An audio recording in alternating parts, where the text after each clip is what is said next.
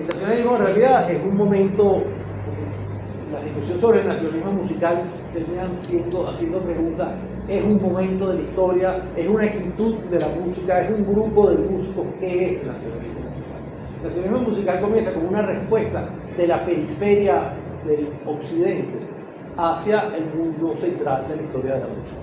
Entonces comienza en el siglo XIX, alrededor a partir de mediados del siglo, que fue la primera periferia europea a producir músicas basadas en sus cantos, en sus materiales populares, en sus materiales folclóricos.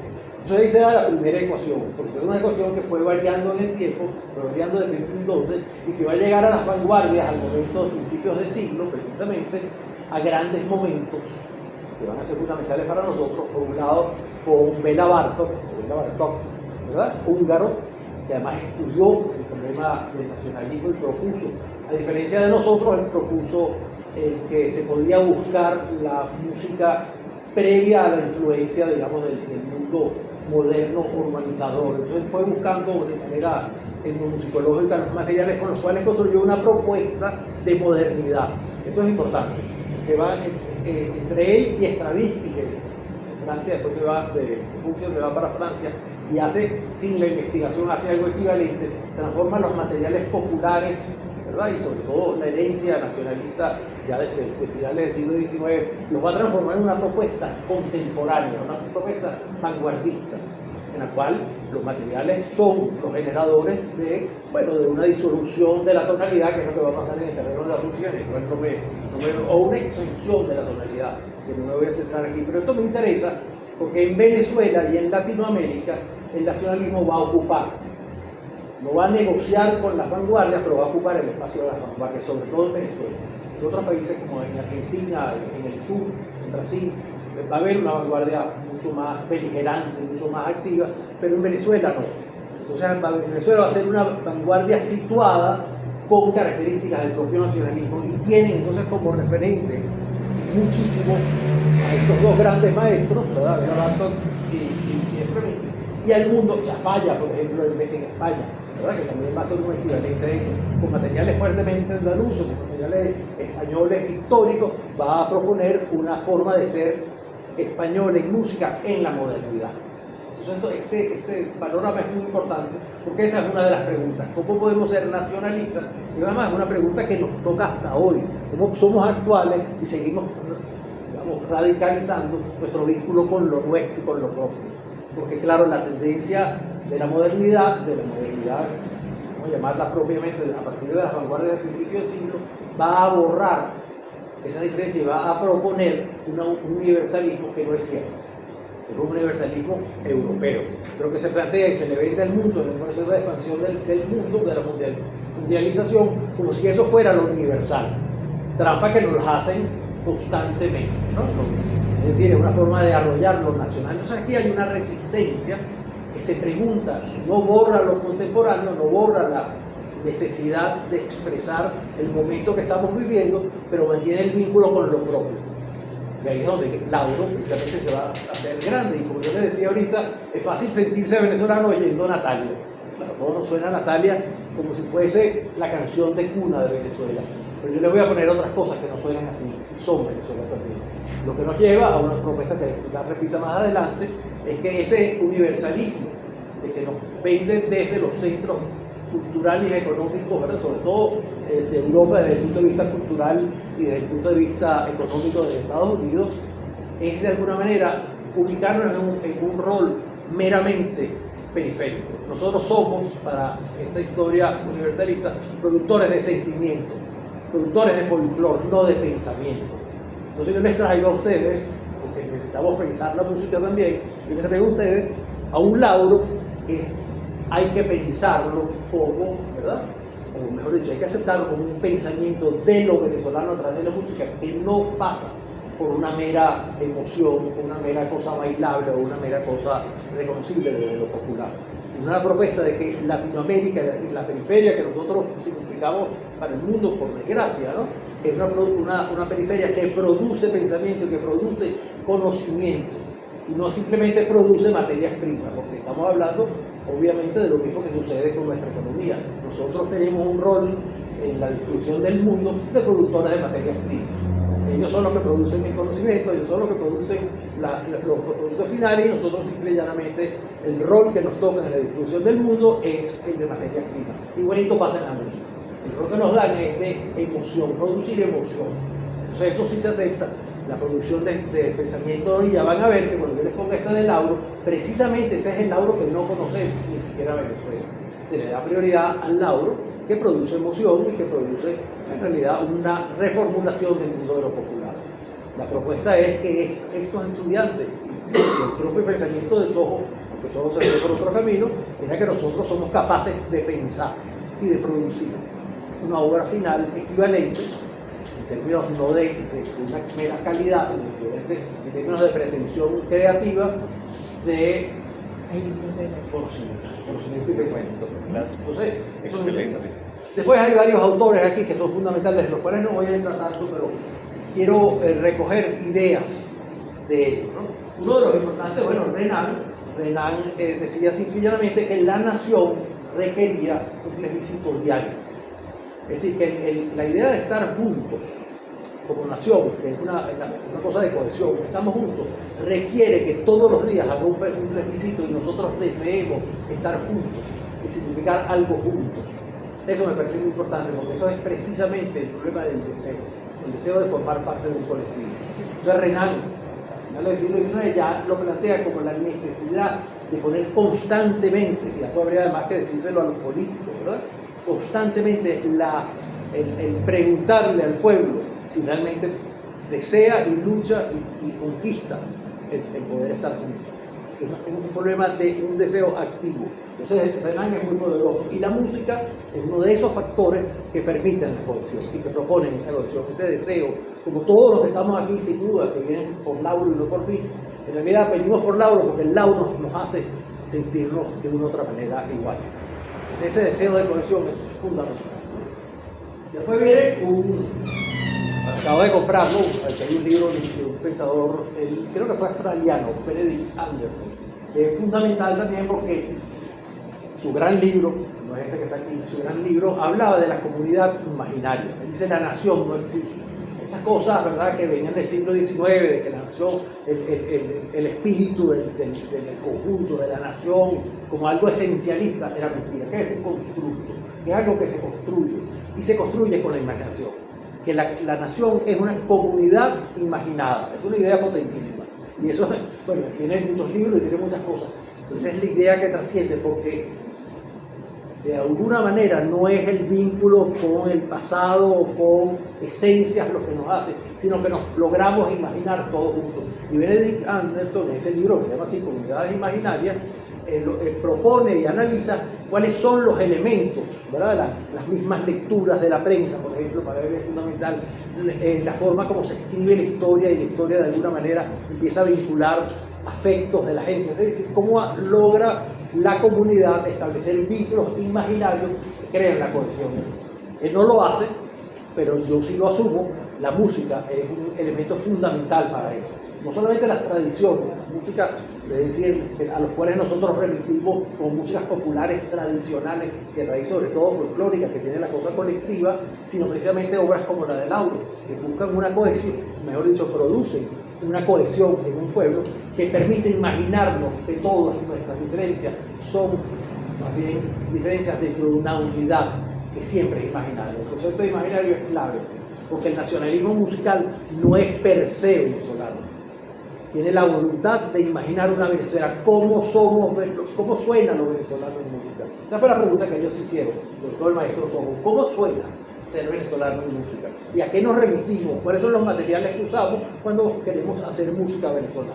¿Verdad? Entonces es un planteamiento, que yo creo que es muy importante, de una imaginación deseante, por decirlo así. Después un indio, ¿no?, de la India, extraordinario, de colonial, Homi Bhabha, ¿no?, que habla de esto como una narración.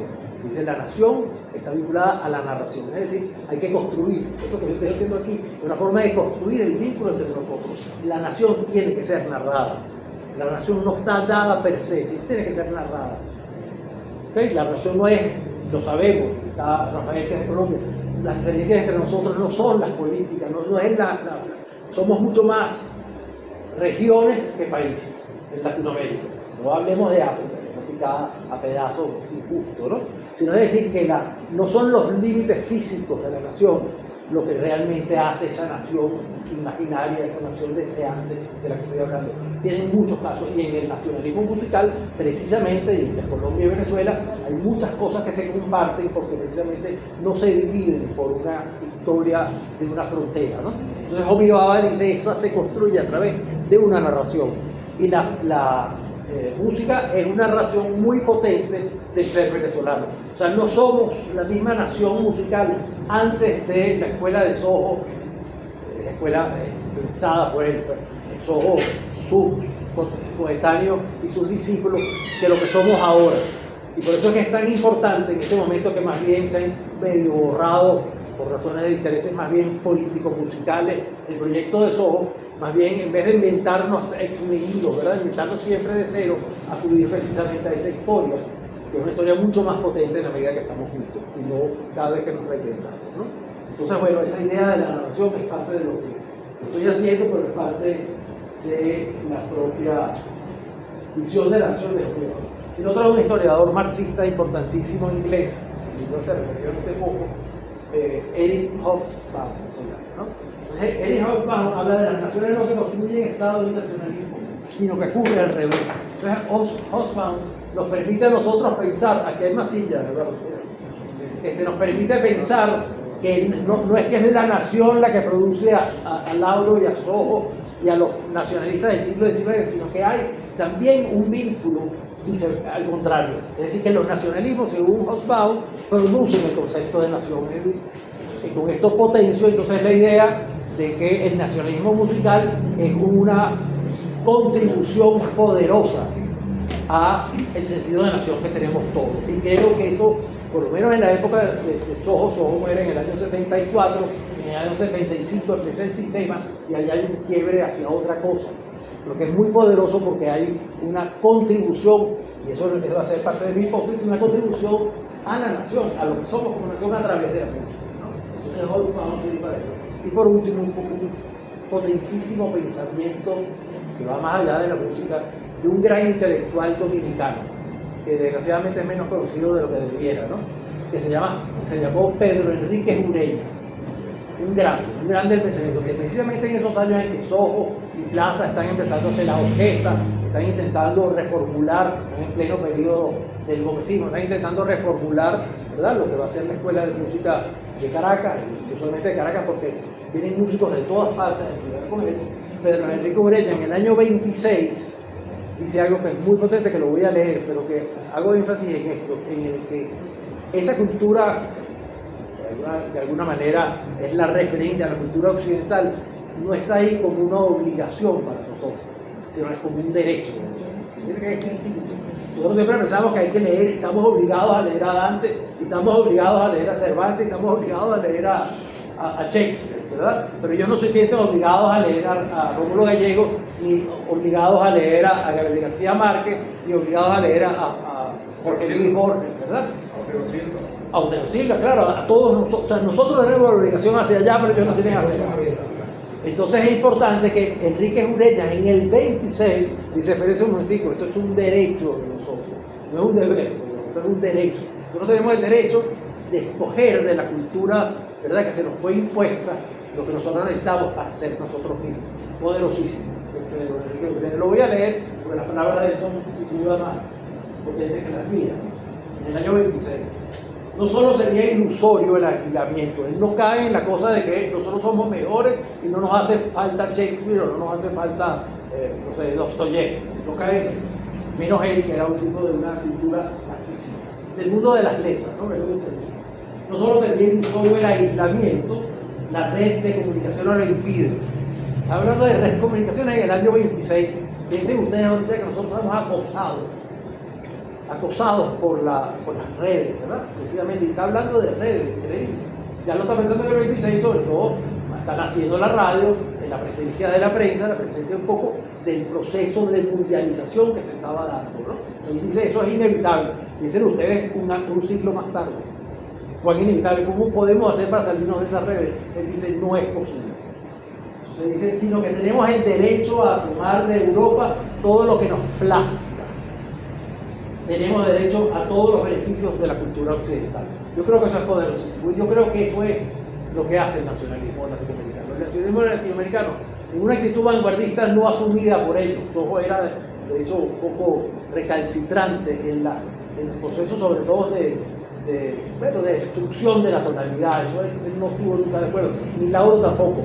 Pero lo que ellos hicieron fue reinventar una genealogía histórica. Ellos inventaron hacia atrás lo que de atrás les interesaba para lo que ellos estaban proponiendo. Ellos no se aislaron de la historia, sino replantearon el camino de la historia. Y esa fue una actitud que hicieron todos los vanguardistas. Los surrealistas inventaron una historia que llegaba a ellos. Una historia además válida, porque después lo hicieron los énfasis distintos. Exactamente lo hizo Soho, exactamente lo hizo Lauro. Es decir, es una actitud vanguardista, pero ubicada en las necesidades de la sociedad. Entonces, lo que están haciendo en definitiva es poniendo en práctica lo que Enrique Ureñas ya proponía, es decir, nosotros no tenemos que sentirnos angustiados por el peso de la cultura. Nosotros tenemos esa cultura como una herramienta más para construirnos, sin negarla, también aprovecharla. Entonces, es ridículo que nosotros vamos a sacrificar en nuestro vínculo conservante. Nuestro vínculo viene por España, pero es un vínculo que nos engrandece, ¿verdad? O con el siglo de oro. O sea, es nuestra lengua y nuestra lengua es potente. Lo que no tenemos que aceptar es que la lengua tengamos que hablar como los españoles, ¿verdad? Entonces yo soy un defensor del voceo de ustedes, del maracuchismo en el lenguaje. Yo, si fuera maracucho, solo esta conferencia sería solo con palabras maracuchas. Porque yo creo que esas son las cosas que precisamente se construyeron al mismo tiempo. Y es tan válido como ustedes hablan el maracucho, como nosotros hablamos el caraqueño, como los bogotanos o los colombianos hablan, como los argentinos. No hay una cosa mejor ni peor. Todo eso está fundado exactamente en esto. Nosotros nos podemos jactar, ¿verdad?, de Falla, nos podemos jactar de Granados o de Ravel y al mismo tiempo seguir siendo nosotros. Entonces, esto es muy potente para la propuesta que viene. Estoy alargando porque, como se dan cuenta, a mí me apasiona este tema, ¿no? Vamos hacia un poco para que no nos agarre 5 horas aquí. Vamos a las propuestas teóricas del asunto, ¿no? Bueno, con una reforma. El nacionalismo en Venezuela comienza en el siglo XIX, podríamos decir, en el siglo XIX teníamos autores muy importantes, ¿verdad? Sobre todo autores de valse, ¿verdad?, que van a hacer una especie de proto-nacionalismo. Apuntan al nacionalismo, empiezan a utilizar materiales propios, materiales que muchas veces venían de la música de salón, que la música de salón era de las clases altas, pero la gran mayoría de esta experiencia viene del pueblo, ¿no? Entonces empiezan a tomar elementos del pueblo, muchas veces en diálogo con la música que se estaba haciendo en el salón, que no es que el salón la cede a lo popular, sino que lo popular captura del salón lo que le interesa. Y así como México capturó la mazurca, por ejemplo, o la polca en Paraguay, Venezuela capturó el valse. Ese valse que va a ser de Lauro viene del salón, pero viene del salón a través de la captura popular.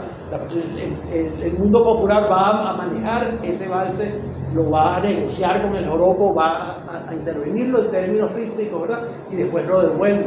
Más bien entonces son las clases altas, que eran mínimas en el siglo XIX, el 90%, por lo menos el 90, el 95% eran analfabetos.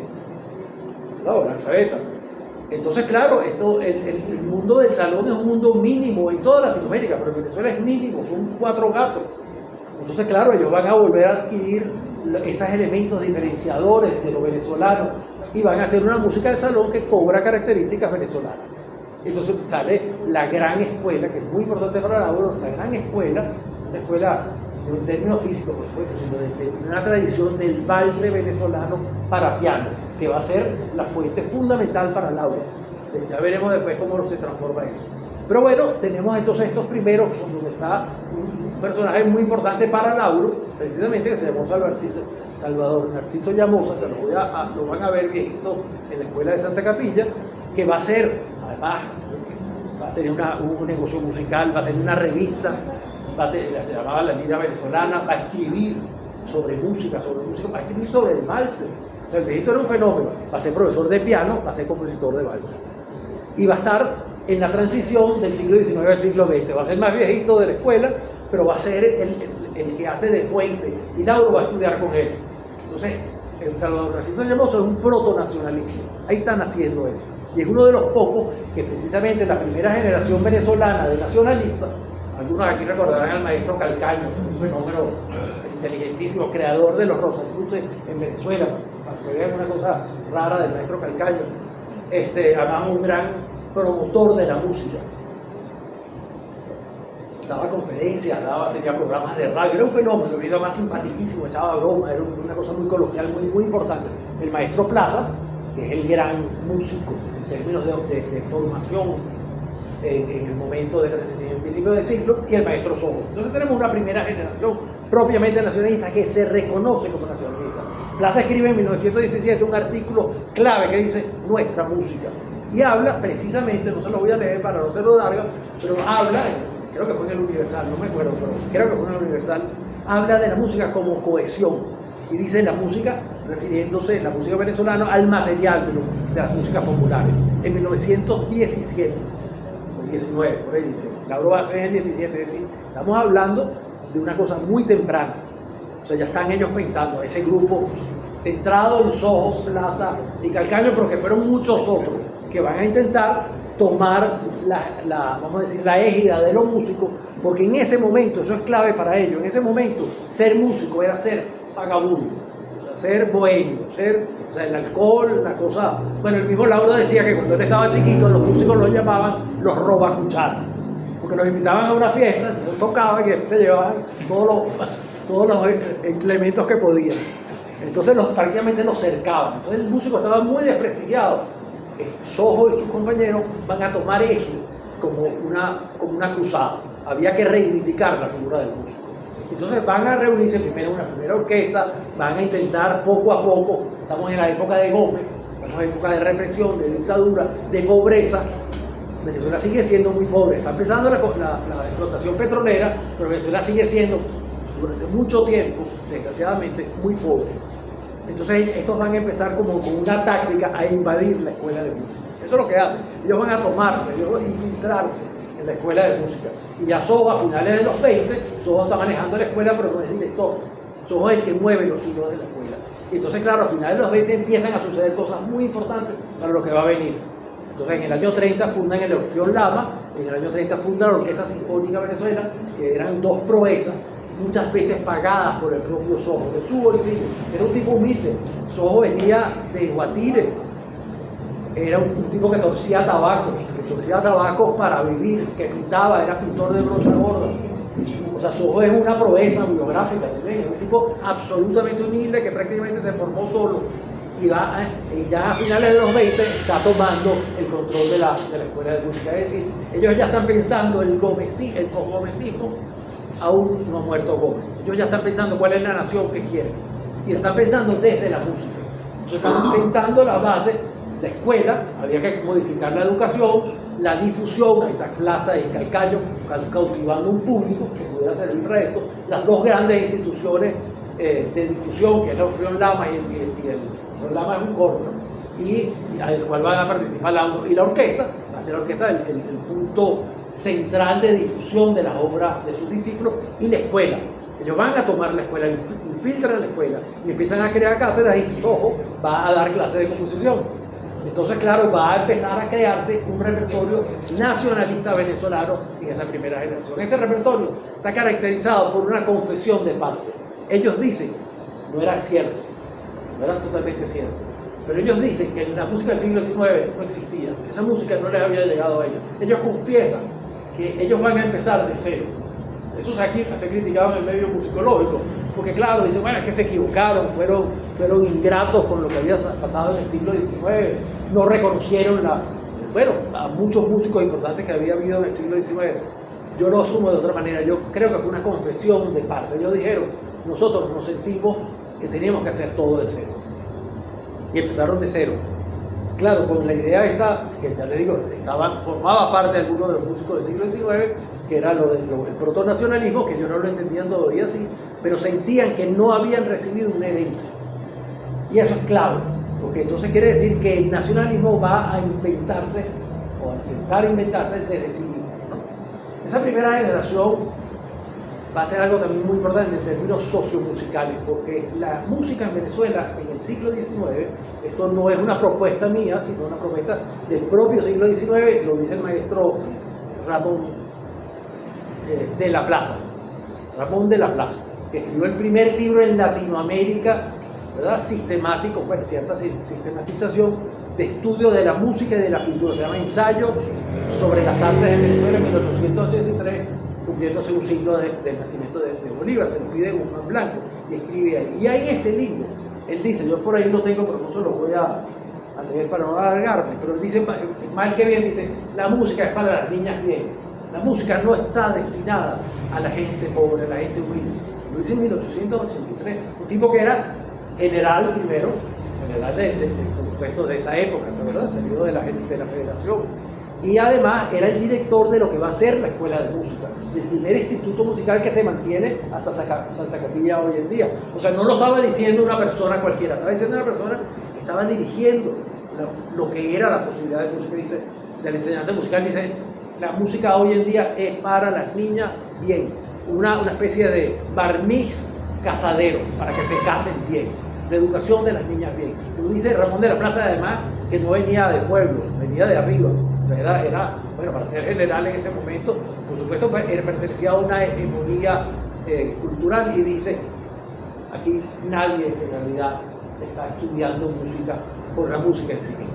Y dice algo así, estoy parafraseando, dice, nadie quiere ser músico, simple y llanamente es un adorno la música. Entonces, claro, Sojo no lo sabía en ese momento, o si lo sabía, por lo menos nunca lo confesó. Entonces era parte de decir, hay que transformar las relaciones sociales de la música, de la enseñanza musical. Y Sojo va a abrir la escuela de música no voy a decir el pueblo porque quedaría populista, va a ser una aristocracia del talento. Él va a recibir alumnos de toda Venezuela. Sé que no me acuerdo si había algún maracucho, pero van a venir. Pereira viene de Los Llanos, Lauro viene de Ciudad Bolívar, Carreño viene de Margarita. O sea, él va a recibir a todo el mundo, y todos ellos de origen humilde, como recibe a los plazas, que son hegemonía los plazas, no, los castellanos, tanto a Gonzalo como a Benzo, que son hegemonías, vienen de las clases medias altas de Caracas. Es decir, él dice, aquí no son clases sociales, aquí es la aristocracia del talento. Y escoge a los alumnos. Se le critica que votó a Aldemaro, que no aceptó a Alberto Naranjo. Sojo era muy intransigente, pero los que escogió eran todos grandísimos músicos. Era la aristocracia del talento. Y él dijo, se acabó, la escuela de música no es para las niñas bien, la escuela de música es para crear músicos profesionales. Y entonces pasó a una especie de vuelta abajo de la escuela de música. La música pasó a ser la profesión destacada, ¿verdad? La cual ellos se iban a sentir orgullosos. Y Sojo se convierte en el propio ejemplo de eso. Entonces el cambio de la estructura socioeconómica del estudiantado de Santa Capilla es fundamental, precisamente con la generación que comienza alrededor. Lauro no es de los primeros, pero está como en la segunda y en la tercera, ¿no? Bueno, esto es como la parte introductoria, ya me tiré casi toda la hora de la conferencia, pero bueno, ahora viene la parte biográfica. Una de las cosas más sorprendentes de la vida de Lauro, con el tema que estoy hablando, es que Lauro era hijo, nieto, bisnieto, tataranieto de italiano. Lauro tenía sangre absolutamente italiana. Yo entrevisté a la madrina de Lauro, estaba viva todavía cuando yo estaba haciendo esto, y la señora era una viejita muy cómica, hermano. Hablaba italiano, ella no hablaba español así lleno de palabras italianas, era totalmente italiano. O sea, el padre de Lauro, a finales del siglo XIX, había venido del sur de Italia, de Pizzo Calabro, que es de Calabria, el sur abajo de Roma. Había venido, no se sabe por qué. Yo creo que quizás Guzmán Blanco favoreció la llegada, no como en Argentina o como en el sur, pero la llegada de inmigrantes. Hubo ciertas medidas que los favorecía y los ayudaba que vinieran en migración europea, por supuesto con la intención de blanquear. Eso estaba por otro lado. Y la mamá va a llegar más bien a principios del siglo, va a llegar con el abuelo, está chiquita todavía, va a llegar con el abuelo, y los dos son barberos. Fíjense qué interesante, los dos, papá, ya lo vamos a ver, es Lauro chiquito. Y además, bueno, no sé si se ve ahí, es comiquísimo porque los ojos son exactamente los mismos de Lauro toda la vida. Es Lauro chiquitico, ¿no? Va a ubicarse el papá en Ciudad Bolívar y el abuelo y la mamá en Caracas. Pero los dos son barberos, y el barbero que se va para Ciudad Bolívar, el que se llamaba Antonio Lauro Ventura, el italiano, tocaba guitarra, cantaba canciones del sur de Italia, tocaba el bombardino, se relacionó con, había dos bandas en esa época, era muy poderosa Ciudad Bolívar. Ciudad Bolívar estaba muy influida por el Caribe, era más fácil ir a Trinidad que venir a Caracas, Era casi imposible ir a Caracas, había que pernoctar en Trinidad, después agarrar otro barco para Caracas. Lo que hacían era irse para Europa o irse para el Caribe. Entonces, Ciudad Bolívar, quienes hayan estado allá, se siente antillano, se siente en la arquitectura, sobre todo, es muy antillano. Y bueno, y el calipso, por supuesto, y la presencia negra, y la presencia, por supuesto, de mucha gente del Caribe, buscadores de fortuna, que iban pasaban por Ciudad Bolívar en la búsqueda de fortuna, y por supuesto el oro, la zarrapia, bueno, todas estas cosas que produce el balatá, bueno, el caucho, o sea, todo lo que era ese mundo. Entonces ahí llegó aventureros de todas partes. Y entonces llega este barbero. Acuérdense ustedes que en el medioevo los barberos y los artesanos eran músicos y artesanos. Entonces, bueno, este barbero se va a relacionar con los italianos de la zona, que son poderosos. Los primeros que llevaron la nevera, todo eso está lleno de nombres italianos. Toda la modernización de esa época está lleno de italianos y protegen al padre de Lauro. El padre de Lauro en unos años logra que este niñito nazca en la Plaza Bolívar. O sea, está la Plaza Bolívar, está la iglesia aquí, la catedral, y en la otra esquina, tú viviste en Ciudad Bolívar, en la otra esquina está la Casa Lauro. Un inmigrante que no tenía 15 años en Venezuela.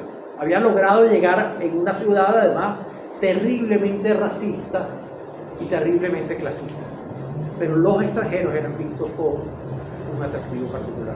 Entonces ellos lograron penetrar eso rápidamente, montó un negocio, una barbería que además vendía cosas, mercadería europea, y forma parte de una de las dos bandas que era dirigida, esto lo digo porque me parece a mí absolutamente fascinante para un guitarrista, ¿no? Era dirigida por un músico que era clarinetista, se llamaba Giuseppe Coloca, que bueno, que le enseñó música, que le ayudó a escribir unos valses, porque también escribió unos valses, ya lo van a ver ahorita, que eso es interesantísimo. Lauro nace con un vals, ya lo van a ver. Pero bueno, este Coloca es importante porque Coloca se va, después de Ciudad Bolívar, ya Lauro se ha venido a Caracas, etcétera, se va para Trinidad. ¿Y con quién toca en Trinidad? Con Mangoré.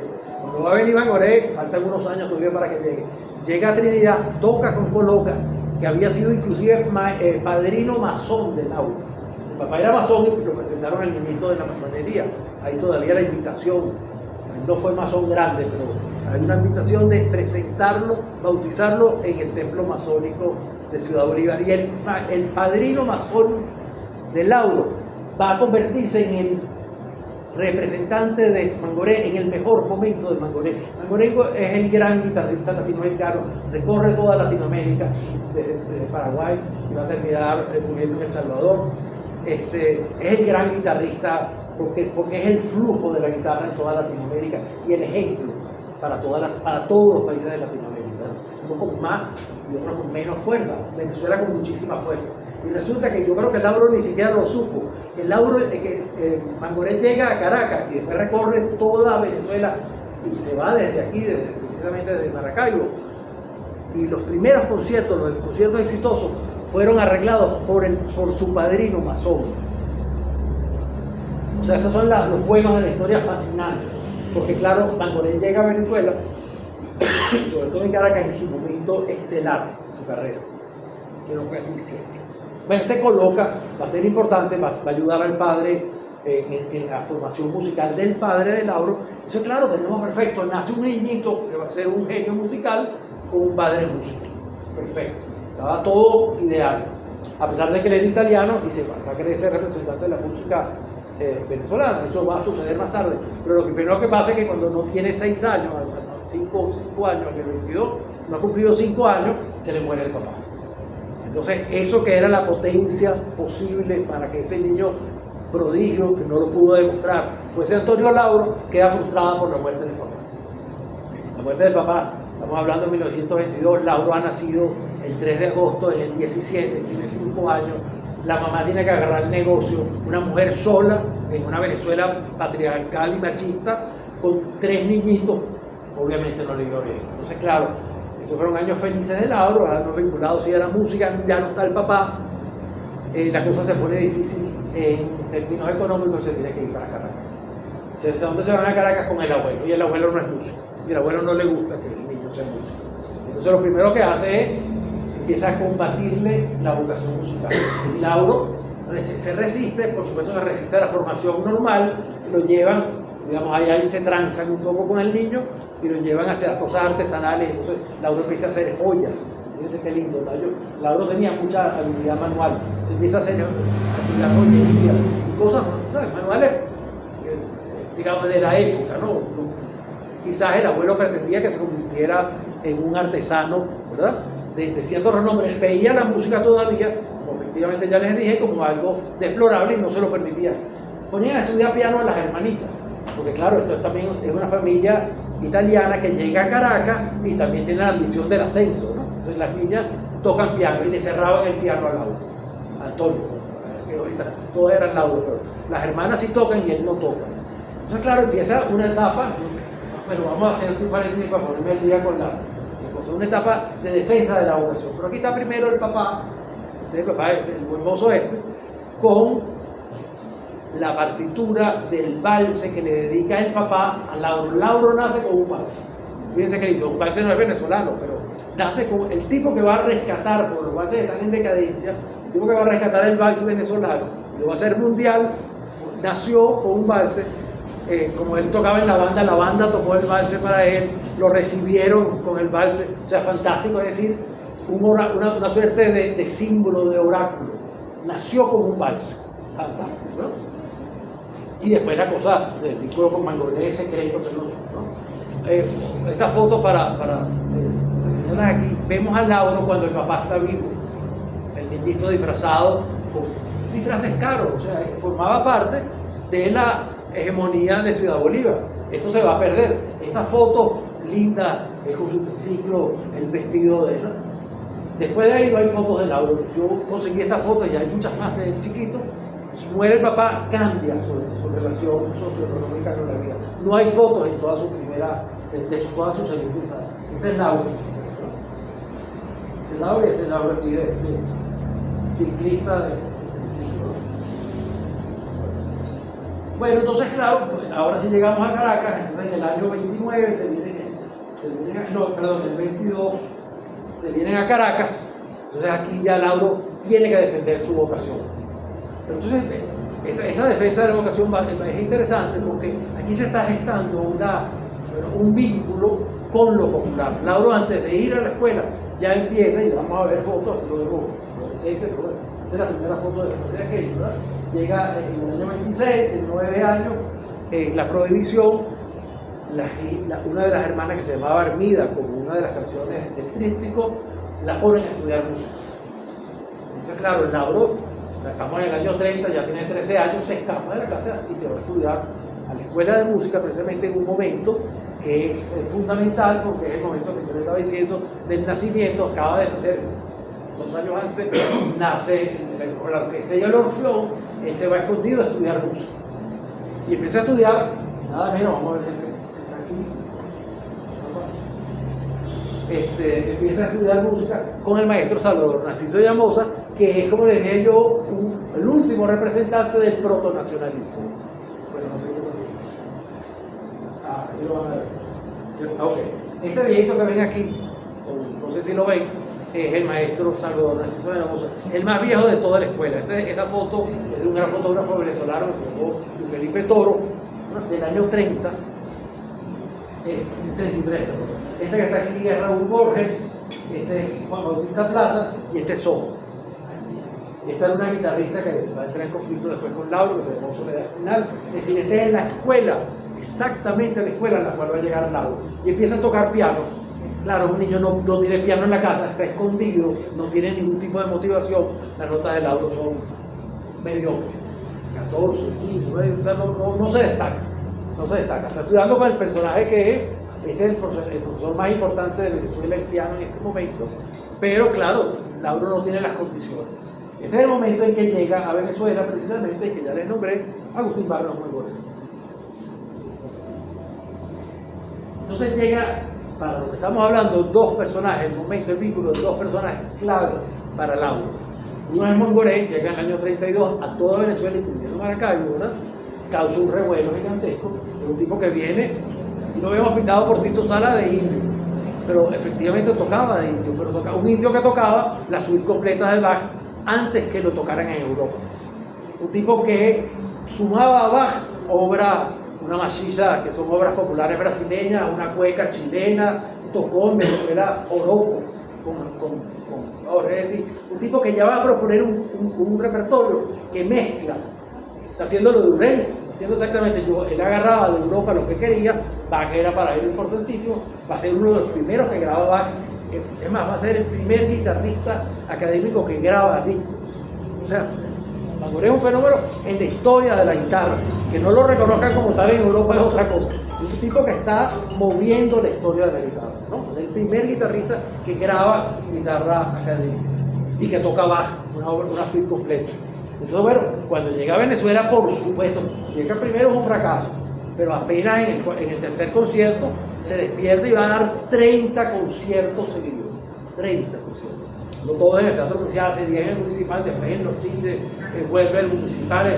Es un fenómeno, causa una sensación gigantesca. Y lo primero que produce ese éxito es que Raúl Borges, que toca con él, que Raúl Borges no era en ese momento el maestro Raúl Borges, era un tipo que tocaba guitarra, que pertenecía al grupo Renovador, ¿no? Amigo de Soho, daba clases de guitarra. Bueno, resulta que la prensa empieza a decir el maestro Raúl Borges. Toca con Mangoré, Mangoré toca obra de él, toca fuente morisca de él en público, tocan un joropo juntos. Mangoré no tenía una semana en Venezuela y ya tocó un joropo. 3 guitarras, 4 maracas, en el teatro de la hegemonía, de la alta burguesía venezolana, que es el Teatro Municipal. Se mete Mangoré, se viste de indio, mete el joropo, mete maraca, mete 4 y mete a los guitarristas venezolanos. O sea, fantástico momento de gestación de la guitarra en Venezuela. Ese concierto es el momento de gestación. Entonces, claro, lo primero que hace Borges, ni corto ni perezoso, hacer la cátedra de guitarra. Soho no es presidente todavía, el director de la escuela, entonces se hace una especie de negociación. La negociación es, bueno, era una clase de arpa disfrazada de guitarra. Entonces, en los documentos yo los vi, decía que es una cátedra de arpa, Raúl Borges. Y empiezan a llegar los primeros alumnos importantes. Llega Pérez Díaz, llega Flaminia de Sola, llega un grupo de muchachas, porque Borges daba clases sobre todo de muchachas, el mismo fenómeno que venía hablando, y mete en la escuela como a 40 muchachos a estudiar con él, de los cuales por supuesto van a quedar pocos. Pero ya en el año 34 entra Freddy, en el año 34 entra Lauro, y Lauro empieza inmediatamente a tocar repertorio importante. Y ahí se despierta la vocación de Lauro. Pero ¿cuál es la verdadera catalizador de Lauro? Que Lauro se acerca, estudiando piano, se acerca a la radio. Y bueno, en la radio en Venezuela nace en el año 30, había tenido una primera experiencia frustrada por Gómez, precisamente, en el 26, 24-26, pero en el 30 ya nace la radio. Y la radio va a ser el escenario de la guitarra en toda Latinoamérica. Ahí van a estar guitarras, porque claro, las grandes radios podían tener una banda, podían tener una orquestica. La inmensa mayoría de las radios no tenían dinero para pagar. Entonces, ¿quién era? Un guitarrista, un guataquero, diríamos ahorita, que tocaba sin ensayo. Llegaba un cantante de México. Okay. ¿Qué es lo que hay que tocar? Una ranchera. ¿Qué tonalidad? Arranca. Mira, no había tiempo para ensayo. Entonces, claro, eso fue la gran escuela de la guitarra latinoamericana. De ahí van a salir el mundo de los tríos. De ahí van a salir, bueno, por ahí pasó Pérez Díaz, por ahí pasó Riera, por ahí pasó Alirio, todos. Ese era, y además la radio era fascinante, porque la radio era, claro, se grababa de manera absolutamente precaria, un micrófono que se acercaba o se alejaba, nadie podía controlar. Era más duro, entonces se lo acercaban, si no se lo alejaban. Era una cosa totalmente precaria, pero lo importante, tenía público. La gente iba a la radio y se sentaban a ver la transmisión como si fuera un teatro. Entonces, claro, de la precariedad, que no habían escenarios para la música, pasó a ser que en la radio, que se fue rápidamente generando en todo el país y en toda Latinoamérica, fueron los escenarios. Y algo importantísimo para Lauro empezó a ganar, ganaba 5 bolívares, a ganar dinero para poderle decir a la abuela y a la familia, yo voy a ser músico. Y mandó al demonio, le habría que decirlo de otra manera, todo lo demás y se quedó como músico, o sea, se pudo abrir, o sea, él necesitó tener el trabajo profesional para poder, y a partir de ahí dijo, yo no me dedico sino a la música, y se va a tardar, no fue en el año 32, como dijo Mangoré, se va a tardar 2 años en cambiarse del piano a la guitarra. Y se inscribe en la cátedra de Borges en el 34 y es el primero que que no solamente que toca repertorio, digamos, estándar, cosa ya de repertorio internacional, sino que la propia escuela de música se había negado a la guitarra.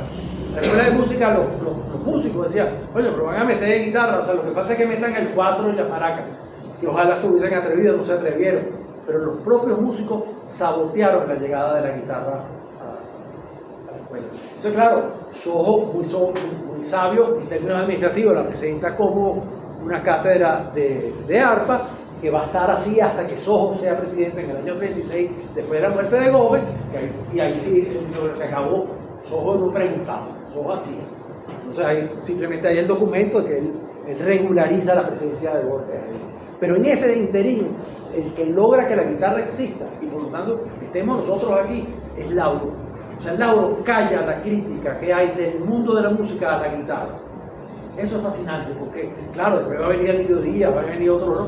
Es Lauro el que inmediatamente cataliza la posibilidad de que esa cátedra permaneciera lo suficiente como para que se estabilizara. Sin Lauro es factible que la crítica del propio medio musical arruinara el experimento de la guitarra. ¿Por qué? Porque en el año 32, España no enseña guitarra, Argentina no enseña guitarra, no hay cátedra de guitarra en el mundo. Porque la cátedra de guitarra es el reconocimiento de la nación, del Estado, de la burocracia, reconociendo que el instrumento podía ser un instrumento de estudio serio de la música. Y eso pasa primero en Venezuela y en muchos países del mundo. Si fue la primera o no fue la primera, eso no importa tanto. Pero fue primero que Argentina, que tenía un siglo de enseñanza guitarrística. Fue primero que España, era la guitarra española. La guitarra en España empieza de mala manera en diciembre del 35 y después viene la guerra. Entonces, claro, en España va a empezar la formación realmente en el 39, después de la guerra. Es decir, que Venezuela es muy temprana en la historia de la guitarra el reconocer el instrumento como un instrumento académico. Fantástico. Y eso tiene, por supuesto, detrás el respaldo del éxito que había significado Agustín Barrio Mangoré. Bueno, entonces Lauro comienza una vida dual. Por un lado, aquí lo vemos con esta es la hermana, va a ser un músico popular que rápidamente va a ser reconocido, porque en la radio él empieza no solamente a hacer y a presentar, digamos, algunos que otros solos, no hizo mucho acompañando, pero va a ser un trío. Ahora lo vamos a ver en la foto aquí, un trío, empezó como cuarteto y se convirtió en trío, y ese trío se convirtió famoso en Latinoamérica, y Lauro era todo. Lauro era la primera guitarra, el arreglista, el compositor, el director, él era el todo. O sea, Lauro ya ahí está poniendo en el mundo de lo popular, está poniendo las condiciones y está poniendo en ejercicio su vocación como guitarrista, como cantante, cantaba como barítono, como arreglista y como compositor. Es decir, está todo Lauro concentrado en el mundo de lo popular, que tiene que ver con la charla de hoy, porque ahí Lauro está alimentando, si por el lado biográfico, ¿verdad? Él como italiano, que borró eso, tenía que radicalizar su vínculo con Venezuela, porque yo vi cientos de artículos de prensa, toda la prensa que había en la casa de él. En ninguna entrevista él dijo que él tenía sangre italiana, que es interesante, en ninguna. Eso era como una pequeña cola de paja de él. ¿Por qué? Porque él se propuso desde muy temprano ser representante de la música venezolana, hacer música venezolana. Por eso que él decía que sus valses no eran de él, le decían los valses son del pueblo. Eso es música tradicional. La mía es la otra. Eso es música, eso no es mío, decía él. Y se tardaba muchísimo en hacer un vals, porque era la cosa popular. Entonces esa cosa biográfica se resolvió en el mundo de lo popular. Fue ahí donde él aprendió, fue ahí donde él entró en relación con los músicos populares, con las formas populares. Ahí se daba, era la cotidianidad de la música en Venezuela. Ahí. Entonces van a reunirse nada menos que el maestro Eduardo Serrano, el creador de Barlovento, ¿verdad?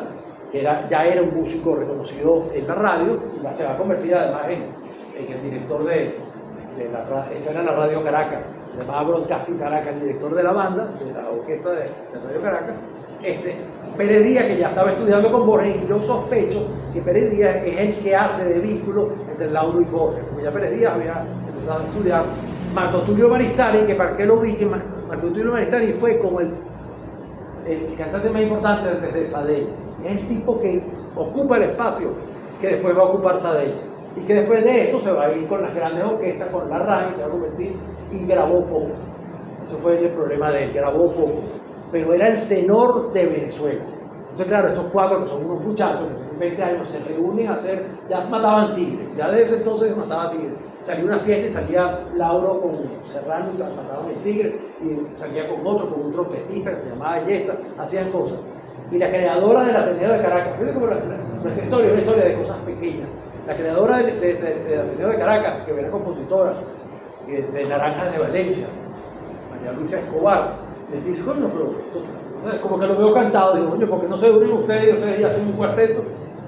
Entonces fue así como mágico, se unieron, éxito absoluto, el concierto lo hicieron en el Ateneo, lo transmitieron a otros países. Dicen que hasta Estados Unidos, yo no creo que haya llegado la señal, pero no importa. Se oyó e inmediatamente los cantores del trópico significaron la renovación de la música en Venezuela popular, que se sentía absolutamente acosada por la música que venía de afuera, porque venía con discos, venía pagada por los... Venía Matamoros, venían el trío Calaveras de México, venían los cantantes de Ecuador, de Venezuela no teníamos, para variar, no teníamos apoyo del Estado. Entonces, claro, estos muchachos de repente, y la prensa dice así, los cantores del trópico cambiaron la balanza cultural. Los cantores del trópico era una respuesta a toda esta música que venía de afuera, el bolero, la ranchera, el tango venía de afuera, y los cantores hacen música venezolana como respuesta a eso. Y se convierten entonces tan famosos, con Lauro en la primera guitarra y en los arreglos, que Alirio Díaz, que apenas está estudiando saxofón en Trujillo, escribió un artículo sobre la guitarra en Venezuela, el primer artículo, bueno, no es el primero, pero en casi no es el primero, porque ya Pérez Díaz había escrito, y dice, Lauro es nuestro guitarrista más importante. No se han conocido todavía. Y ya Lauro es para un muchacho que va a ser nada menos y nada más que Alirio Díaz, ¿no? El gran guitarrista nuestro en el mundo, ya reconoce a Lauro como el guitarrista y la influencia más importante. Y esa influencia es desde lo popular. Eso es clave. Claro, él está estudiando guitarra clásica, va a llegar hasta el último año, que eran 6, y no se gradúa porque no ha estudiado guitarra, historia de la música. O sea, no le dan el diploma de guitarrista, pero es el primero que termina. Y estos muchachos se vienen para Maracaibo, se viene Pérez Díaz primero, se viene después Marco Tulio Maristani, trabajan en Ondas del Lago, son amigos de Nicolás Vale Quintero, se vienen acá, se convierten en importantes, ahí van a conocer a Ciro, van a empezar la influencia de todos ellos sobre la escuela, que es la segunda escuela del país, la guitarrista del Zulia, ahí en ese momento clave. Y cuando Lauro termina, se viene también para acá, se convierte en director musical de Ondas del Lago y se traen a los cantores del trópico para acá, para Maracaibo. Y desde Maracaibo comienzan una gira que los va a llevar hasta Chile, casi a pie, porque no había apoyo. Yo iba solito, con un maracucho que les hizo, yo no me acuerdo el nombre del representante, que era un maracucho que va adelante, negociándole las radios, y negociando los pequeños teatros donde ellos tocaron, y casi a pie llegan a Chile y se tardan 2 años recorriendo Latinoamérica con un éxito fantástico. Yo creo que no les traigo fotos de los cantores, pero no de eso. Ellos tocan en Bogotá ante 15.000 personas en una plaza de toros. Claro, un concierto colectivo, 15.000 personas. Están las fotos, ya sin cerrar, ya cerraron, ¿no? Están las fotos de ellos en la plaza de toros. Y ellos están así, abrumados, ¿no? El gentío, era el día del obrero, ¿no? El gentío alrededor aplaudiendo sobre todo un golpe llanero, un golpe larense que se fue la guerra de los mares, ¿no? Entonces Pérez Díaz contó después, dijo, ahora entiendo por qué un torero se hace matar en una plaza de toros. Claro, el aplauso de 15.000 personas. Para Lauro venía un destino distinto, pero para Díaz dijo, ese era el momento estelar de su vida. Dijo, nunca una emoción como la de tocar en esa plaza de toros. Dieron 3 veces que tocar en ese concierto. ¿Eso fue en Chile?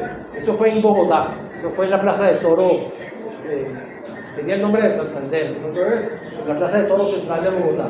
Llena porque era el día del obrero, entonces ellos fueron parte de esto. Eran unos muchachos de 20 años. Entonces, claro, fueron la sensación musical, con música solamente venezolana. Y van a llegar hasta Chile, van a tardar 2 años. Después hay otras historias, los estafan, el Chiappe se llamaba, apellido italiano, pero era maracucho, el representante de ellos. Y después entonces caen en manos de una rusa, creo, y los estafan y se quedan varados en Chile. Entonces en Chile terminan contratados por la TODI, y la TODI, ¿saben lo que es la TODI? No, un producto, bueno, tú sí sabes lo que es TODI, era un producto chocolatado para niños. Bueno, TODI. Los trae a Caracas, los trae a Venezuela de nuevo y aquí los deja parados. O sea, firmaron contrato y no los cumplieron, hay una demanda. Me dice que esa demanda contra la TODI, el abogado fue Rafael Caldera. Esa es la historia pequeña. Caldera, que va a ser el presidente, es el abogado de Lauro, acusando a la TODI que los embarcaron y los trajeron de allá. Bueno, lo cierto es asunto que en esta gira de estos muchachos, ya sin Serrano, porque Serrano estaba ya casado, resulta que Lauro en Guayaquil, que es lo que va a componer Natalia, y en Guayaquil él comienza a componer Natalia, pero Lauro era un tipo que se tardaba hasta 2 años, y se va a tardar, él comenzó en el año 38, en el año 40, hasta el año 42 no la va a escribir, pero el primer documento de ese vals es de Guayaquil con los cantores, y en el mismo Guayaquil Pérez Díaz compone su canción principal, de Serenata, que fue un éxito, la cantaron muchísimo, fue un éxito. Bueno, tan éxito fue que Aldemaro Romero lo incluye en Dinero en Caracas, que fue la revelación de la música venezolana para el exterior, hecha por Aldemaro. Incluye, y esos dos se da precisamente en la gira de los Cantores del Trópico. La gira de los Cantores del Trópico es como la exposición a la música latinoamericana. Y habría que sacar una conclusión de eso. Lauro no va a componer música latinoamericana. Compone solo una cueca, era una tonada chilena, pero que le llamó cueca, que le recoge al final de su vida de ese viaje. O sea, pero él fue como representante de la música venezolana. Era como un ego nacionalista fuerte. Era una cosa que yo creo que tenía que ver precisamente con ese pasado o esa sangre italiana que él quería borrar. Se radicalizó, tuvo una posición radicalizada ante la música venezolana. Esa gira fue muy importante, viene en el año 42 y en el año 42 resulta, este es el pasaporte de Lauro en la gira de los Cantores. Este es el pasaporte de entrada a Colombia, creo. Este es el documento que lo certifica la fecha. Cuando él regresa, él ya tiene la pulsión de la composición, él quiere ser compositor. Pérez Díaz lo presiona, entonces hacen un trío, un pequeño trío. Lauro no quiere. Lauro deja la guitarra en el año 42 y comienza entonces ahí la profundización que yo llamaría contextual en la selección musical, porque deja la guitarra, deja la música popular, digamos como ejercicio práctico, ¿verdad? Y se dedica a estudiar tiempo completo con Vicente Emilio Sojo. Entonces, claro, Sojo era un tipo que no permitía medias tintas. O sea, estudiar con Sojo era una decisión de vida. Él no aceptaba nada, no aceptaba. Sojo era un intransigente. Entonces, claro, estudiar con Sojo era plegarse, era ser un sumiso ante Sojo con la posibilidad de trascendencia. Esa sumisión de Sojo, de Lauro, que siempre hasta el final, ya Lauro era Lauro, y él escribía algo y se llevaba al maestro Sojo. Mientras el maestro Sojo estuvo vivo, Sojo supervisó y vio y apoyó la obra de todos sus alumnos. Quizás el más rebelde fue todos los alumnos. Eso significó frustraciones para algunos de ellos, pero significó un respaldo gigantesco. Sojo fue el que le pide a Lauro que empiece a componer esa música académica para su guitarra, y ahí comienza, y aquí lo van a ver, en la fuga. En el año 45. Ahí lo van a ver. ¿Comienza qué? Bueno,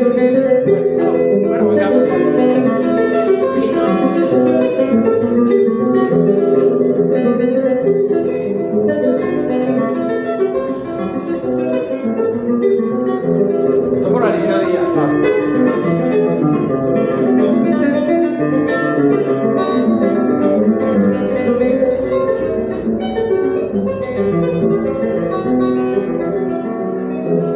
Año 40.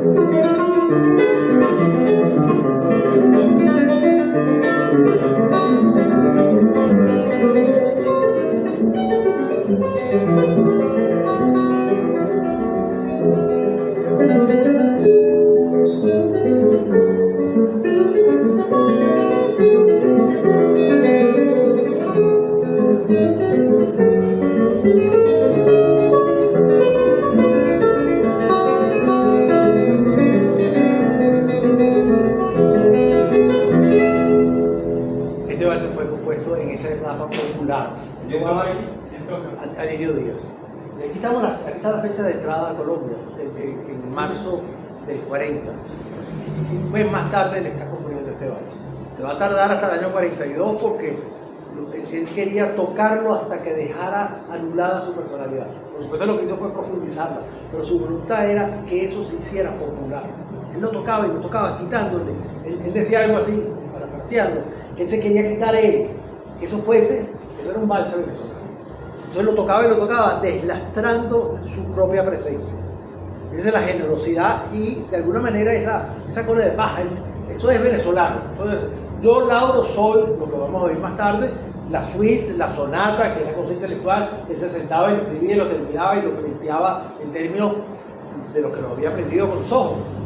Porque Sojo, lo que les decía antes que viviéramos el valse, Sojo cuando van a hacer fuga le dicen, ¿por qué no escribes? Tú no eres guitarrista, escribe la guitarra. Es Sojo el que se les pide. Él más bien yo creo que dejó la guitarra un poco con temor, ¿no? A que Sojo lo iba a meter, por supuesto que lo va a llevar a hacer composición de música para orquesta, composición para el Orfeón Lama, para la coral, que es maravilloso, ya van a ver un ejemplo, etcétera, etcétera. Es Sojo el que le propone, como se lo había propuesto a Carreño. Carreño le daba miedo a Sojo. Entonces cuando él hizo una obra medio serial, ¿no? Así de vanguardista, que hizo una serie para una de las obras, no se la quería enseñar a Sojo. Yo no sé cómo Sojo se enteró y el Sojo le dijo, es por ahí que tienes que ir. Entonces, claro, esta visión del Sojo castrante, que en parte lo fue para otro, no lo fue para las realizaciones importantes de sus alumnos. Entonces, bueno, llega a Caracas, se pone a estudiar con Sojo, estudia esta forma, fuga, contrapunto, había estudiado armonía ya, pero contrapunto, formas musicales, instrumentación, etcétera, etcétera, y se va a graduar de maestro compositor. Ese fue el título del aula. No fue de guitarrista, fue de maestro compositor en el año 47. Entonces deja la etapa popular, que es la de los valses, la del merengue, inclusive el merengue para 3 guitarras que lo compone en ese primer intento de merengue, deja esas obras que son de formas venezolanas, toda la canción, merengue, valse, ¿no? Empieza como a hacer un mapa de Venezuela en música. Pero pasa entonces a una elaboración mayor, bajo la premisa de Sojo. Entonces, ¿qué es lo que va a hacer? Bueno, empieza a hacer fuga, va a hacer una sonata, va a hacer una suite, es una forma de mediación entre lo popular, es decir, meter formas, digamos, populares con pensamiento académico, va a escribir la Marisela para arpa, que es una obra extraordinaria, una Marisela, y va a pensar la Marisela como algo que Venezuela, como si fuera una sonata, es decir, Venezuela puede ofrecerle esto al mundo. O sea, él pensaba que la Marisela, que es una de las formas del Europa Central, y él hace una Marisela de arpa clásica, pero absolutamente basada en la Marisela tradicional. Él decía, ahí hay un pensamiento que se puede exportar. O sea, él está pensando con lo que yo le decía antes, bajo la égida de Sojo, bajo la égida de Sojo, cómo se piensa lo venezolano, no cómo se siente lo venezolano, sino cómo se piensa lo venezolano.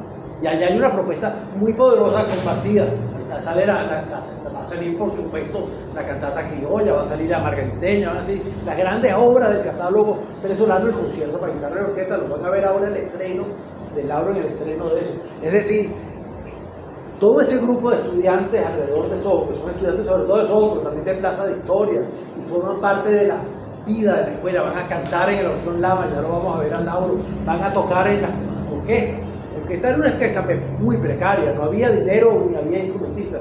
Entonces van a tocar una obra de respingue y le dicen a Lauro, bueno, tócate el campanero y la percusión, porque no había. Entonces Lauro empezó a tocar percusión para esa orquesta y más nunca pudo dejar el campanero.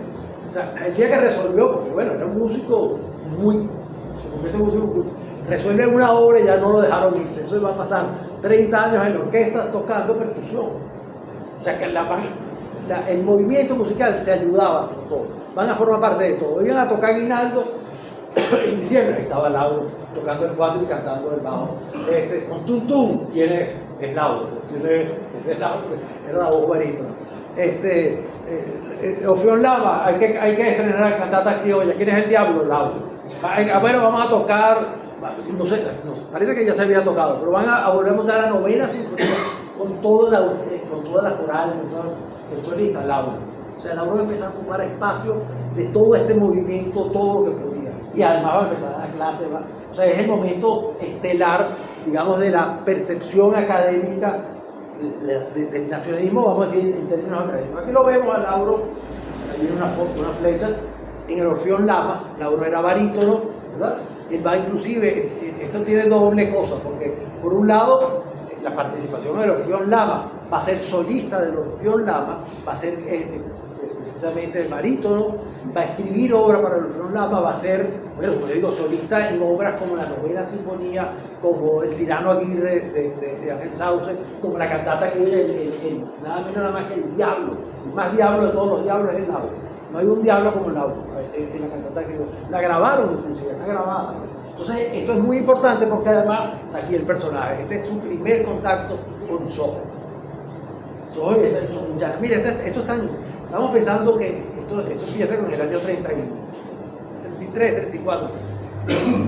Soho se logró llevar, muchas gracias, es para que no me duerma, porque si yo me duermo, ustedes se pueden dormir, pero yo no. Miren, Soho, piensen ustedes con las cosas paternales, ¿no? Soho se llevó a todas esas muchachonas que están ahí a Bogotá en autobús. O sea, Soho, la autoridad de Soho fue tal, él se pudo llevar a todas esas muchachas en el año 38. O sea, que dejaran que una muchacha se fuera con todos esos muchachos que le estarían cayendo. Soho no permitía que ahí pasara nada. Los montó en un autobús y se los llevó para Bogotá a hacer un concierto. Eso no se ha pensado. Es la autoridad de Soho para que dejaran que todas esas mujeres, que todas eran muchachas en realidad todavía, fueran con Soho a ese viaje. Por supuesto fue Lauro y fue Pérez Díaz y fue Freddy, fueron, o sea, los alumnos, todos fueron. O sea, esto es un momento estelar de la música venezolana y esto además creó un repertorio gigante. Y aquí viene al caso, porque vamos a oír, creo que en esta o en la próxima, un madrigal de ellos. Uno dice, bueno, ¿qué es lo que cantaban ellos? Música venezolana. Sí, pero música venezolana polifónica. La música popular no es polifónica, la música venezolana. Va a ser arreglado. El Soho va a ser un invento, va a recoger música de toda Venezuela, va a hacer lo que yo llamo un gregoriano, porque esta cosa sí, esto no, esto lo acomodaba, esto lo armonizaba, o sea, hizo un repertorio acomodado a su medida. Fíjense la importancia de eso, que influye hasta el día de hoy la música popular. Y es el garante de lo venezolano, pero no es que esta música, no es lo popular, vamos a decirlo auténtico, está tamizado por Soho.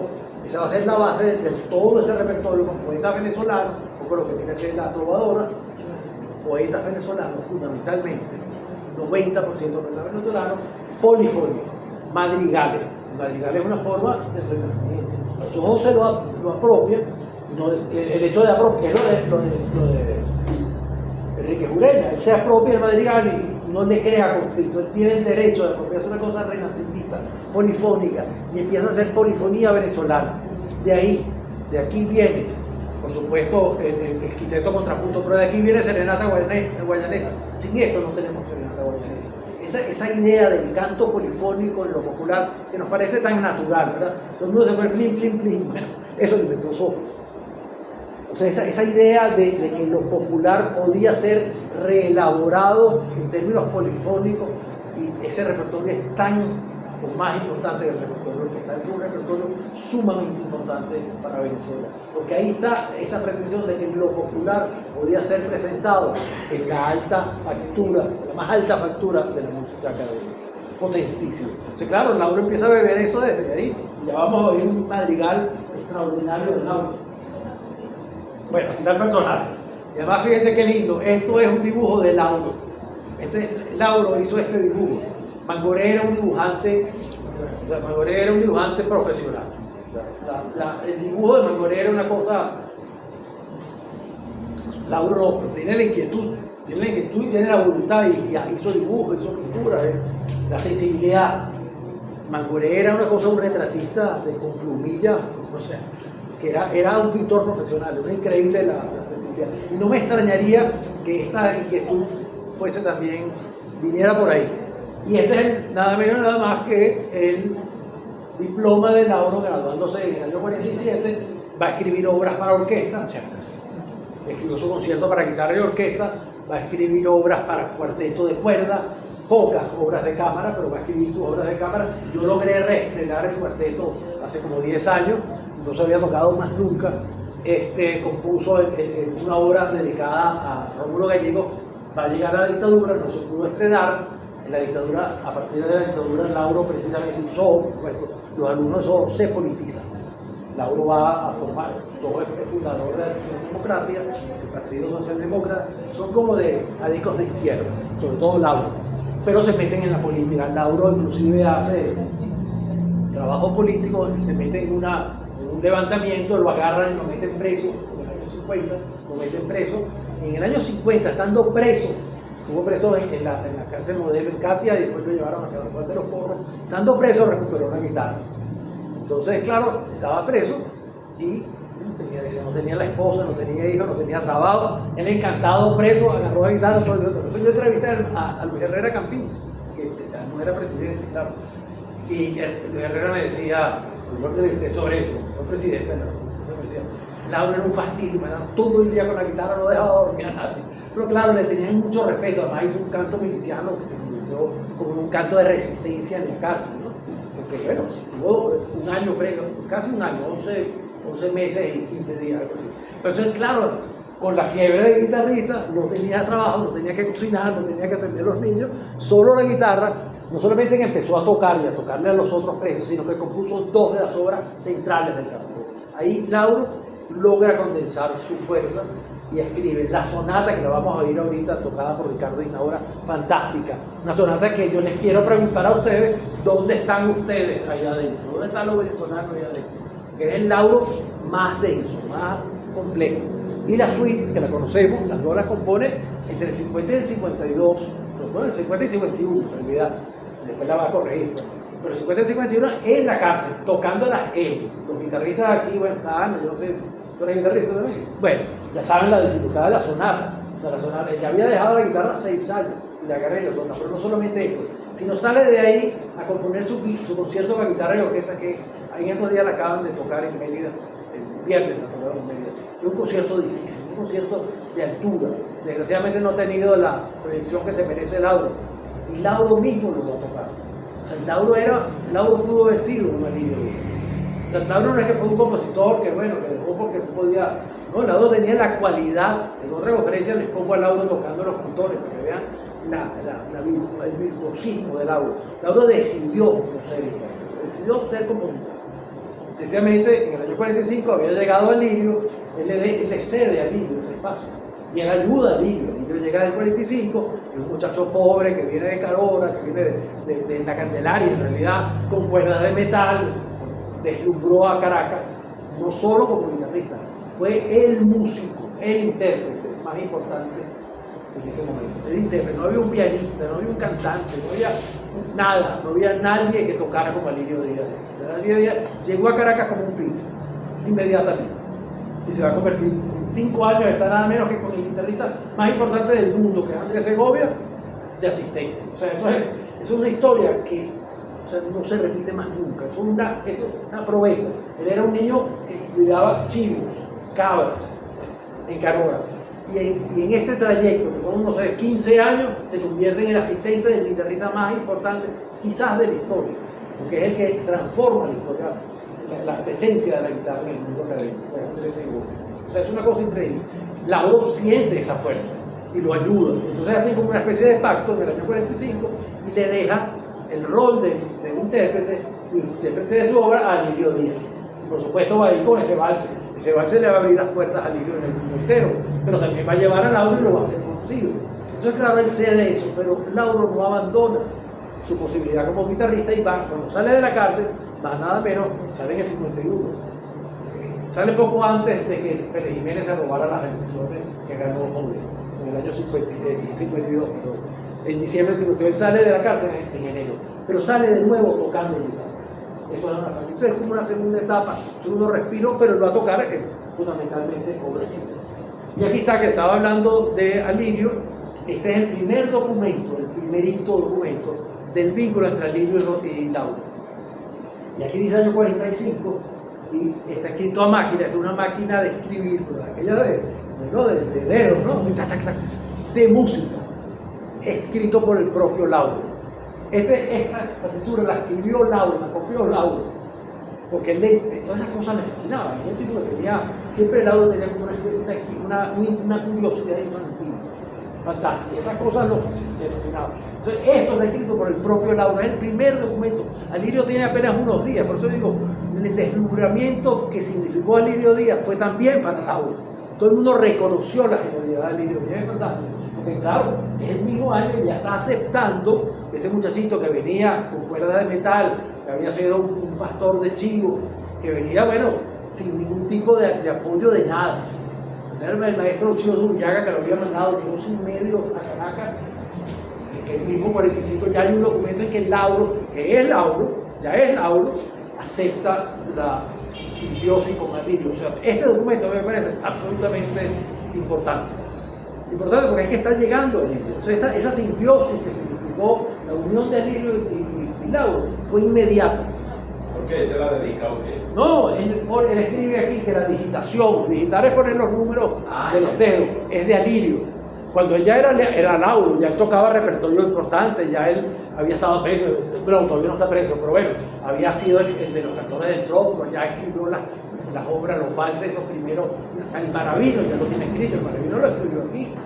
Yo vi el original del Maravino, que se llamaba El Silbidito y dice Maracaibo. El Maravino lo escribió aquí, por eso que se llama el Maravino, porque lo escribió aquí. Ellos se llamaban entonces agarró esa célula e hizo el vals en Maracaibo, dedicado a Maracaibo. Entonces, claro, el que él reconozca el mismo año, tenía unos meses. Alirio venía de tocar saxofón para ganarse la vida. En este momento, Alirio está tocando con Aldemaro Romero en una banda. Y Aldemaro Romero decía, tocaba malísimo, me dijo a mí, tocaba horrible. Eso lo teníamos. Soltaba el saxofón porque era música de baile. Soltaba el saxofón y se iba a tocar guitarra. Bueno, guitarra, genial. Le decía, Aldemaro tenía la lengua afilada. Aldemaro decía que tocaba malísimo y que le llamaban taparita. Yo nunca se lo pregunté al maestro Alirio. Le decían taparita y decía, bueno, lo teníamos ahí, pero era muy mal, muy malo. Muy malo. Yo no lo puse en el libro, me daba pena, ¿no? Y no se lo pregunté al maestro de Gajo. Le debí preguntarle a Alirio, porque él tenía que ganarse la vida. Entonces tocaba clarinete y saxofón en bandas de baile. Mientras en este momento va a pasar por lo menos 2 años tocando saxofón en bandas para poder vivir, no tenía absolutamente ningún apoyo. Entonces este documento es clave, como el Lauro, que ya es uno de los alumnos principales de Soho, que ya tiene las obras fundamentales escritas, que es famoso en el mundo de lo popular, que es el primer guitarrista que termina los estudios de guitarra, acepta que la digitación sea. Es más, para que ustedes vean esto, la importancia de eso, los valses publicados de Lauro tienen una digitación, que es de Lauro. Alirio respetaba la digitación, él la va a modificar y va a complementarla, pero la digitación era de Lauro, porque Lauro tocaba. O sea, Lauro no era Ponce que Segovia le decía a esto o esto porque no suena. Lauro era un guitarrista, no necesitaba que nadie le dijera lo que era componer para guitarra. Entonces, que él reconozca a Alirio es fundamental. Vamos a ver la foto que viene de eso. Ok, vamos a ver aquí, esto es interesantísimo. Él arranca entonces a la vida plena del músico. Había que ganarse la vida y un trabajo no era suficiente. Ya entonces no era suficiente. Da clases de guitarra, no, da clases de canto. En realidad da clases de música en colegio, entonces todo. Entonces, claro, él ahí dirigía además el coro, escribe los himnos para ellos, está cantando con el orfeón, está tocando percusión, está en la parte gremial, va a ser presidente de lo que fue antes de Sacben, se llamaba BAC. O sea, está haciendo 6 cosas a la vez para poder vivir. Como músico todo, como músico, ¿no? Y una de las cosas importantes es que para estos coros, Lauro y para Alfredo Lamas, por supuesto, va a empezar a escribir su catálogo pastoral, que es el más importante después de guitarra, porque él era guitarrista y cantante. Entonces, la parte de canto era algo como que conformaba su voluntad, su talento, su vocación musical. Y yo creo que oigan esto, precioso, es un madrigal, es decir, una música basada en poetas, en este caso Alberto Torreal, poeta venezolano, polifónico, ¿verdad? Basado en materiales, en música, ¿verdad? Él la va a inventar, es una composición propia de él, pero basado en el espíritu de lo popular. Yo creo que es mucho más importante esto para analizar la percepción del nacionalismo musical que las propias obras orquestales. Claro, si vimos la cantata criolla, nos parece también automáticamente venezolano, pero no es así, Entonces oigamos, tenemos que suene. Esta preciosura. No, aquí él es el compositor. Ya está bueno. No se graba ahí. Aquí le está dirigiendo. Pero no este ejemplo. Llama un encobijado.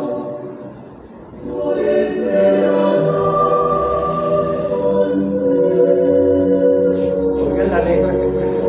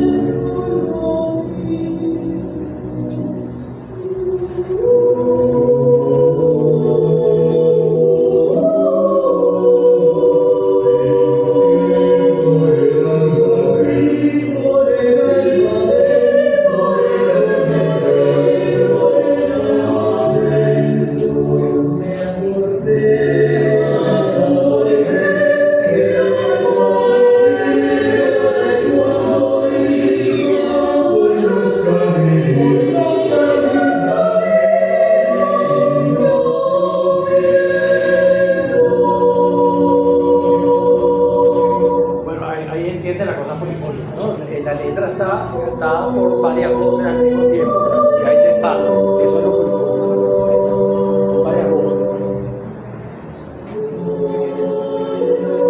Es un repertorio extraordinario, no solamente el audio, ¿no? Es un repertorio que viene desde la primera generación nacionalista. Plaza tiene obras extraordinarias. Ellos empiezan en el año más o menos 26 a componer un repertorio, y antes inclusive de que nazca la Orfeón Lauro.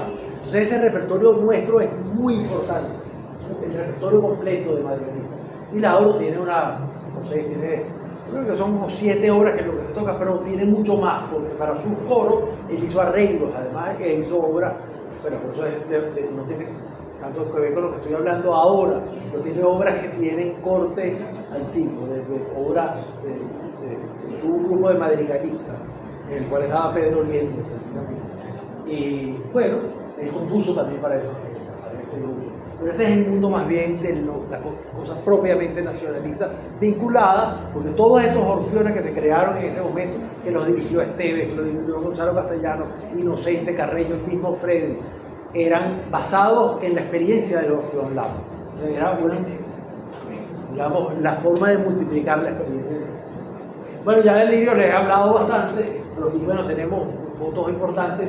Esta es la foto del primer concierto, el debut de Alirio Díaz en la Biblioteca Nacional. Este es el primer concierto profesional de Alirio Díaz. Hasta entonces él había tocado solo en la escuela de música y había tenido crítica y todo profesional. Este es el concierto de Lauro, grabado inmediatamente después de que Lauro lo estrena. Y aquí tenemos la sonata que escribió Preso. Esta es la partitura que le escribe Preso. Esta es la original de la sonata en la cárcel, la que está rayada, la que está, él ahí está preso. Y yo quiero, y voy a ir cerrando con esto, pero vemos las fotos que faltan, que oigan esta sonata. Vamos a hacer el esfuerzo, porque esta es una sonata planteada como lo que les dije al principio, cómo se piensa lo que somos, no desde el mero sentimiento, sino de la propuesta del conocimiento. La sonata es la forma musical más compleja de Occidente, es decir, donde el pensamiento musical se convierte en dialéctico, que entra en una especie de negociación de, digamos, motivos musicales contrastados. Eso es lo que es la sonata, ¿no? Entonces es el pensamiento llevado a su culminación. Y en Latinoamérica ha habido unas cuantas sonatas para guitarra importantes, entre ellas la de Antonio Lauro. Entonces, el reto es oír esto que les voy a poner y encontrar cómo nos identificamos nosotros con eso. Si solo somos ese madrigal o solo somos Natalia. y no somos esto, o si en esto está la potencialidad de lo venezolano. Por lo menos esa es mi pregunta. Vamos a oírlo por Ricardo Isnaújo.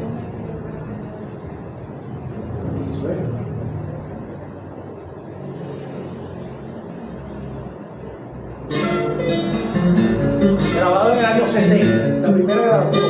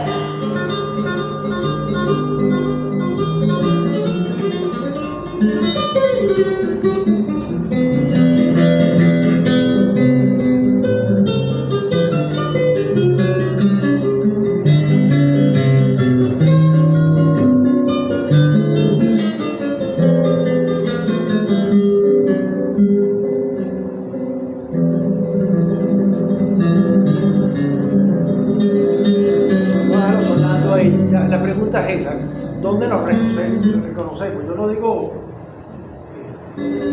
no digo que no nos reconozcamos, ¿no? Sino decir, ¿cómo conectamos con esto? ¿Por dónde conectamos los venezolanos con esto?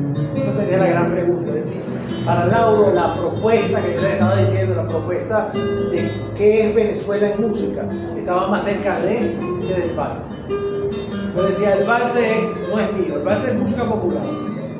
Venía del siglo XIX, había entrado en decadencia, se recuperó a través de Borges y de Soho, etcétera, o sea, tenía su historia. Eso no era de él. Lauro decía, este es Lauro, esto es más Lauro que los valses, porque los valses es popular. Sabemos que no es así, pero eso es lo que él pensaba. Entonces, la pregunta, que yo no tengo respuesta, cada quien tiene que encontrarla, es decir, si Lauro que se hace el pensamiento de música en Venezuela, el sonido de los venezolanos, es esto, ¿dónde estamos nosotros? Sí, porque había que analizarlo lo más profundo. Claro. En el sentido a qué se parece, creo que a mí se parece a nosotros. Esa es la pregunta. Como cantores de la música. Esa es la pregunta. Esa es la pregunta. Desde el punto de vista musical, esto se puede desarmar. Y aquí hay citas, aquí hay cosas que están vinculadas a otras. O sea, musicalmente, eso es venezolano. Musicológicamente, en términos analíticos, se podría defender la venezolanidad. Pero yo lo digo, lo importante no es lo que nos dicen los musicólogos, ¿verdad? Lo que es lo que nosotros sentimos. ¿Dónde estamos ahí?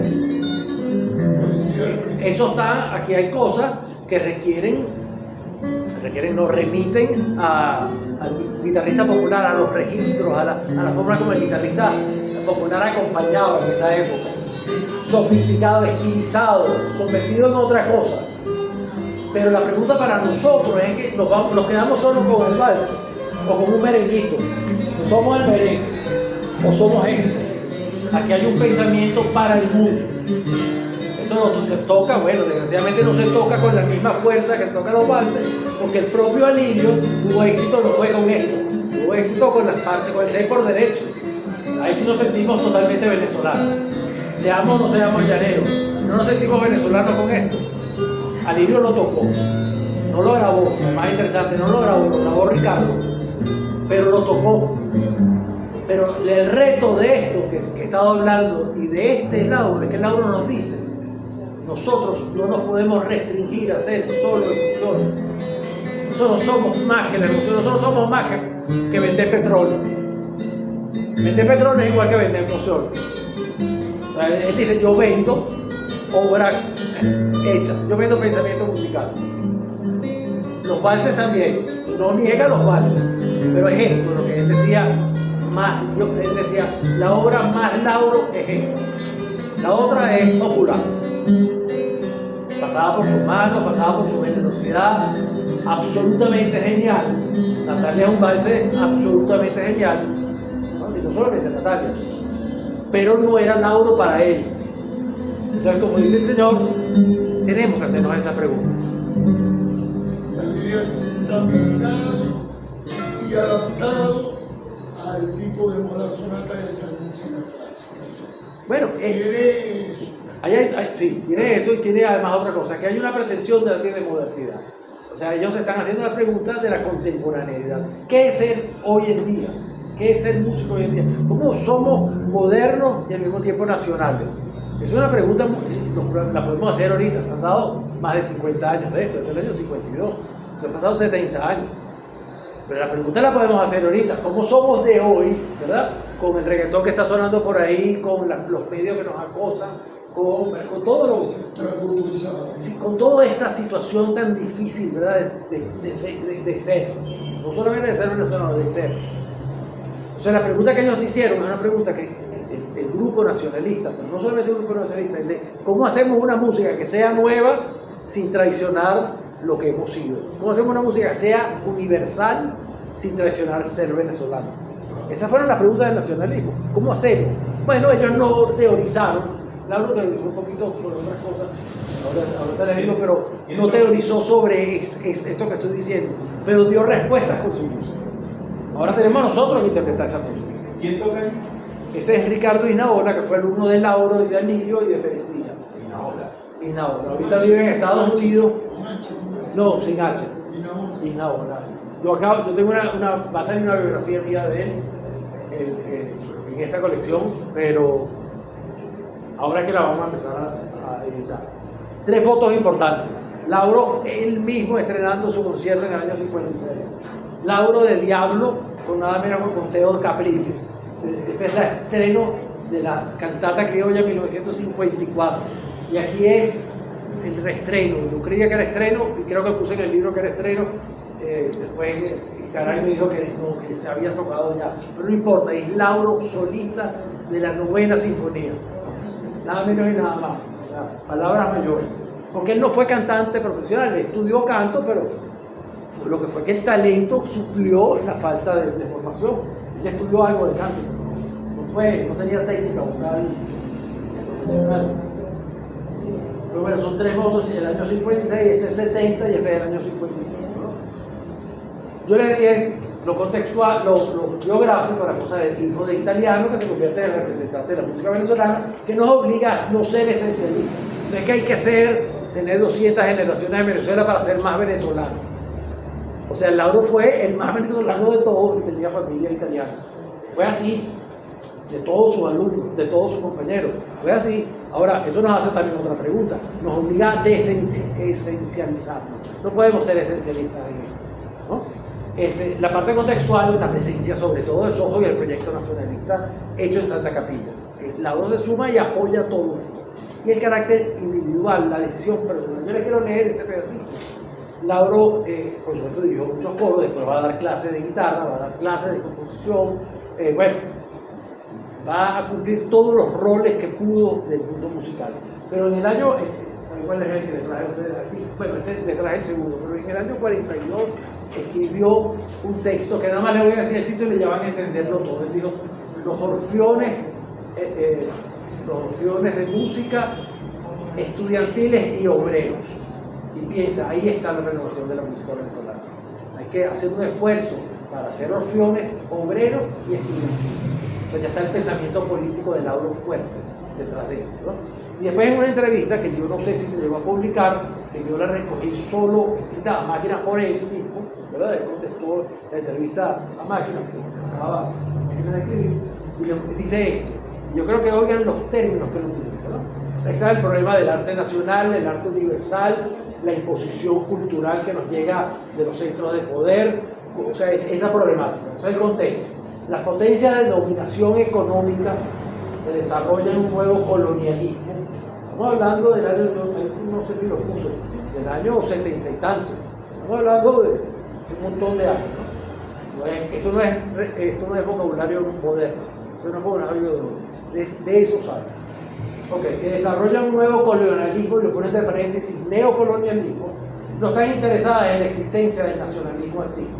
Porque este puede ser peligrosamente coyuntura que despierte el nacionalismo económico. O sea, estaba clarísimo, ¿no? O sea, él hacía música, decía, detrás de esto hay una actitud de defensa de lo nacional también. Estamos contemplando dolorosamente, y se pone un poquito reaccionario porque, bueno, es la época, ¿no? Entonces, desde el principio de los 70, ¿no? Entonces, el pelo largo no le parecía a la gente seria. Estamos contemplando dolorosamente como una juventud sojuzgada se viste y lleva el pelo y canta como lo ordenan sus amos. Y todos los procedimientos de engañabobos que conducen al subdesarrollado como una recua por el camino prefijado por el amo. Yo me he hecho el propósito de cultivar el nacionalismo, primero por verdadero placer, y segundo, por el mayor placer de molestar a los enemigos de mi nacionalidad. Está clarísimo, Lauro, ¿no? Tal cual, y si lo hago además con placer. Está clarísimo, Lauro. Aquí está el problema. La cultura tiene que ver con la economía, no es un subrango. La cultura y la economía están fuertes. La defensa de lo cultural es una defensa profunda que también pasa por lo económico. No es una cosa lateral. Después, bueno, la cosa del amo, del neocolonialismo, está lo que le estoy diciendo, en la disposición hacia el pensamiento. O sea, el amo te lleva por el camino que él quiere. Entonces dicen, yo hago lo que yo quiero, y lo que él quiere es la sonata, no solamente los waltzes. Entonces ahí está la ecuación, que tenemos que ahorita rompecabezas, ahora tenemos que armarlo nosotros. En ese contexto, disculpe. Sí. Por ejemplo, Ali Primera, en ese caso que no era músico, pero sus obras, su obra musical, su letra, de filosofía popular, y creo que con algo de nacionalismo. No, con mucho. No, lo que pasa es que son registros distintos, pero claro que tenían las mismas preguntas, y además Ali fue un tipo sumamente rebelde, además. O sea, él no se dejó ni siquiera cooptar. Ellos no tuvieron mucho contacto, o que yo sepa no tuvieron contacto, ¿no? Pero están defendiendo lo mismo desde barricadas distintas. Ali está defendiéndolo desde la canción política fuertemente venezolana, o sea, él va a incorporar muchos géneros venezolanos, ¿verdad? Con la cosa activista, pero él ni siquiera se dejó, es una cosa interesante, no se dejó cooptar por ningún partido. Él proponía una especie de poder popular de la música. O sea, todos ellos pues, apoyaron un momento al MAS, apoyaron a José Vicente, apoyaron al Partido Comunista, o sea, ellos hicieron una especie de frente popular musical, y allí era muy radical porque el sello Cimarrón es una cooperativa, para no precisamente caer en las manos del amo. O sea, la cosa la hacemos entre nosotros y la pagamos entre nosotros y lo recibimos entre nosotros. Y él mismo se negó, por ejemplo, a tocar en las televisoras, en la televisión venezolana, no cantó nunca en la televisora. Es decir, él tenía una posición como Lauro de defensa ante la música de lo popular, claro, con un corte más bien político, de como fue su obra, pero con un rasgo venezolanismo profundo. Y lo que fuera o no fuera músico, él no tuvo una gran formación musical, pero él se apoyó en músicos importantes. Ali Agüero fue muy importante y el Miro del Fin fueron muy importantes para darle a esto un carácter estético más poderoso. Aquí una propuesta simplemente bonita, ¿no? Esto, bueno, no se ve porque estamos muy lejos, pero esto es el mapa de Venezuela, por supuesto, y cómo Lauro se conectó a través de las formas que utilizó y de los títulos, porque ambas cosas están, casi con toda Venezuela. Lauro propuso un mapa de Venezuela musical. O sea, no está todo, está 100% porque no fue una disposición consciente, voy a hacer un mapa de Venezuela, no. Riera decía, yo quiero tener todos los mapas, no lo hizo tampoco. no fue una propuesta, pero cuando uno agarra el catálogo de Lauro, encuentra que Venezuela está, por eso le decía lo de la narración, ¿verdad? Venezuela está representada. ¿Cuál es la unidad en el catálogo de Lauro? Lauro es Venezuela, ¿verdad? Y todas estas formas son todas las regiones, es decir, la unidad en la variedad. En este caso la unidad es Lauro y la variedad es la cantidad de formas que utilizó Lauro en su catálogo. Una propuesta de la diversidad en la unidad, que es la nación. La nación no es unida. Nosotros no tenemos, los maracuchos y los caraqueños no tenemos que ser iguales. Es más, yo creo que tenemos que ser distintos, porque distintos en la unidad de la nación. Porque en esa diferencia y en esa diversidad es donde está la potencia, no en el arrasar las diferencias. Y eso es lo que hace Lauro en el catálogo. Lauro tiene el 6 por derecho, tiene esta sonata, tiene los cantos de llanero, tiene las cosas de Ciudad Bolívar, el Maravino, tiene la Carora, o sea, está pensando en la diversidad de la nación, en la unidad. Y la unidad es él, o sea, se está proponiendo como Venezuela. Inconscientemente, estoy diciendo yo soy Venezuela. Eso es hermosísimo. También lo quiso y lo hicieron muchos de esos alumnos. Carreño, por ejemplo, tiene también un mapa, si no equivalente, un mapa gigantesco de los venezolanos. Todos ellos, es la enseñanza de Sojo. Eso lo hizo Sojo, recorrió toda Venezuela recogiendo piezas de toda Venezuela. Hizo un gregoriano que dice, esto es Venezuela.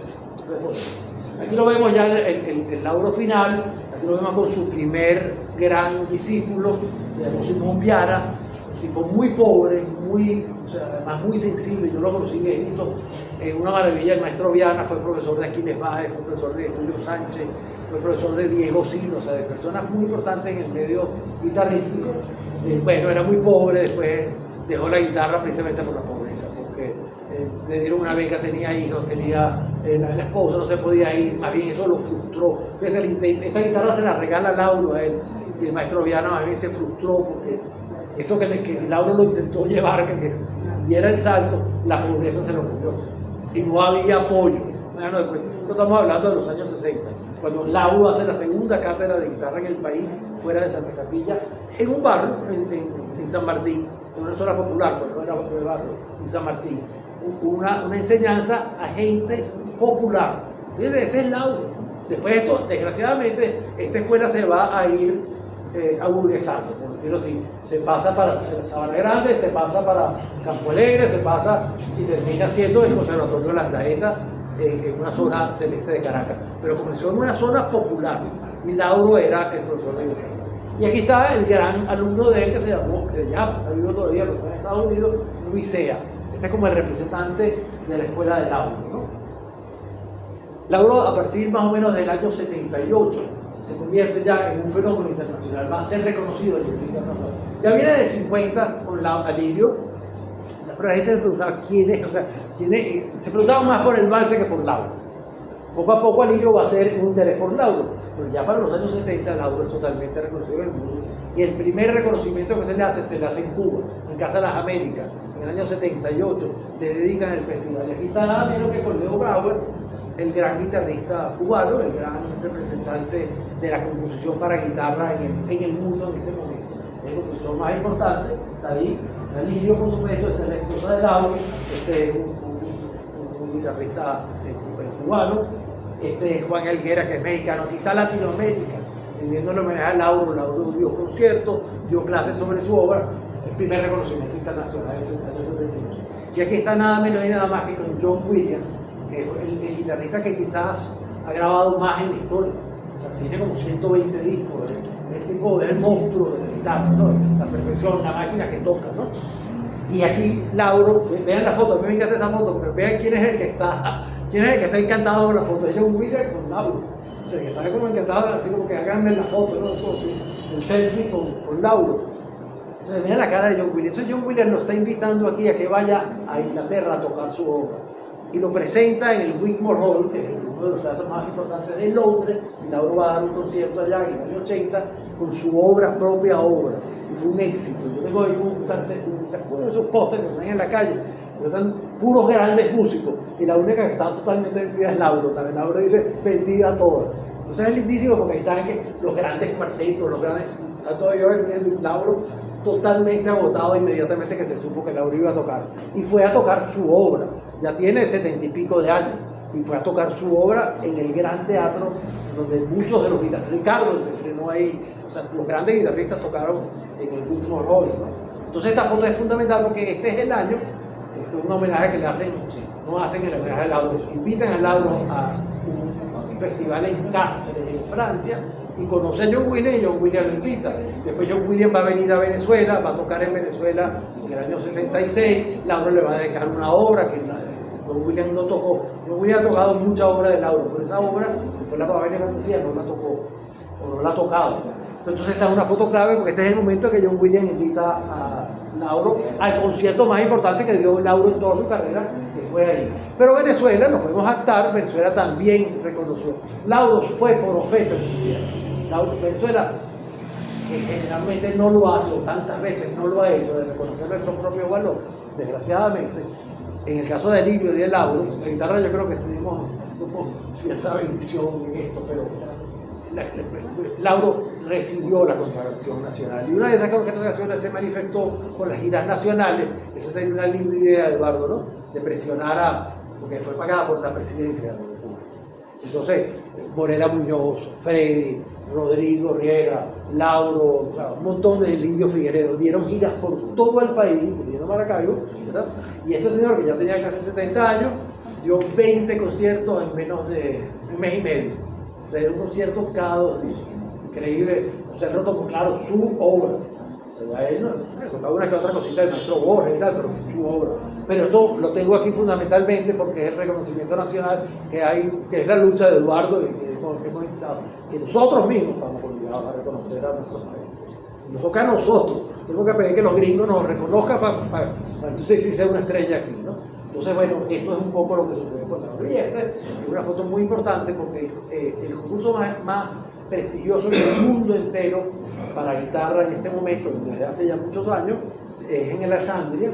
El de composición se lo ganó un compañero nuestro, Miguel Ochoa, hace como 10 años, en 2016. Este es el más importante y una de las ediciones fue dedicada totalmente a la obra de Lauro, en Alessandria, en Italia. Se llamaba el concurso Vicente Taluma. Entonces esta es la foto de Lauro tocando, ya, o sea, esa era como la consagración plena. Tocó también en Radio Francia, de una gira por Europa, tocó en lugares importantes, todos con lleno, todos con éxito, ¿no? Pero este es importante porque este es un festival de guitarra, el más importante que tiene ese premio de composición, Lauro por supuesto no participó en eso, dedicado a la obra de Lauro, ¿no? Bueno, pues vamos a bueno, reconocimiento nacional. Y lo vemos el premio nacional en el año 85, ya está Lauro por morirse, ¿verdad? Al lado de Cadenas y al lado de Soto. Es interesante, estamos en la crema de la cultura, ¿no? Claro, de Bolívar y amigos. Pero está ganando el premio nacional el mismo año, el 85, con Lauro. Es interesante porque vemos aquí 3 figuras emblemáticas. Cadenas ha crecido mucho después, pero bueno, ya él la era en el 85. Y aquí, parte del reconocimiento internacional, una de las revistas claves en ese momento, creo que ya desapareció, la revista internacional inglesa, la portada de Lauro, ¿no? Bueno, vamos terminando. Lauro va a morir en el año 86. El final de su vida él hizo una especie de esfuerzo de recuperar cosas del pasado, escribió un pasaje a cuello, intentando completar ese mapa, recogió la canción chilena, pues la tonada chilena, que es la cueca, terminó las últimas obras que estaba viendo hacia un camino distinto, fuera relativamente joven, ¿no? Era como de 68 años, ya tenía como un nuevo camino, él iba a abrir un nuevo camino. Él había estado haciendo obras antiguas y había hecho una obra antigua, creo que decía, de referencia antigua, una obra dedicada a John Duarte en el año 80, no recuerdo la fecha exacta, que es una suite inglesa, pero termina siendo una suite dedicada al laúd, pensando en el laúd, pero moderna. Ahí volvemos a lo mismo, él se apropia de la música antigua, lo mismo que de los Reyes. La música antigua dice, bueno, era la música de nuestros conquistadores, no lo decidimos nosotros, lo trajeron ellos. Se apropia de esa música, hace una música contemporánea con sabor venezolano. O sea, una mezcla, una ecuación rarísima y funciona una obra extraordinaria que se la dedica a un guitarrista inglés que se llamó John Duarte. Bueno, se murió Yauro, ya acabamos con la botella. Este es mi libro, si está en la edición, ahí está mi email si quieren escribirme. Bueno, yo lo dejo aquí. Si ustedes quieren hacerme alguna pregunta, podemos dedicarle unos minutos y si no, nos vamos a vivir el calor maracucho. El libro de Lauro está aquí.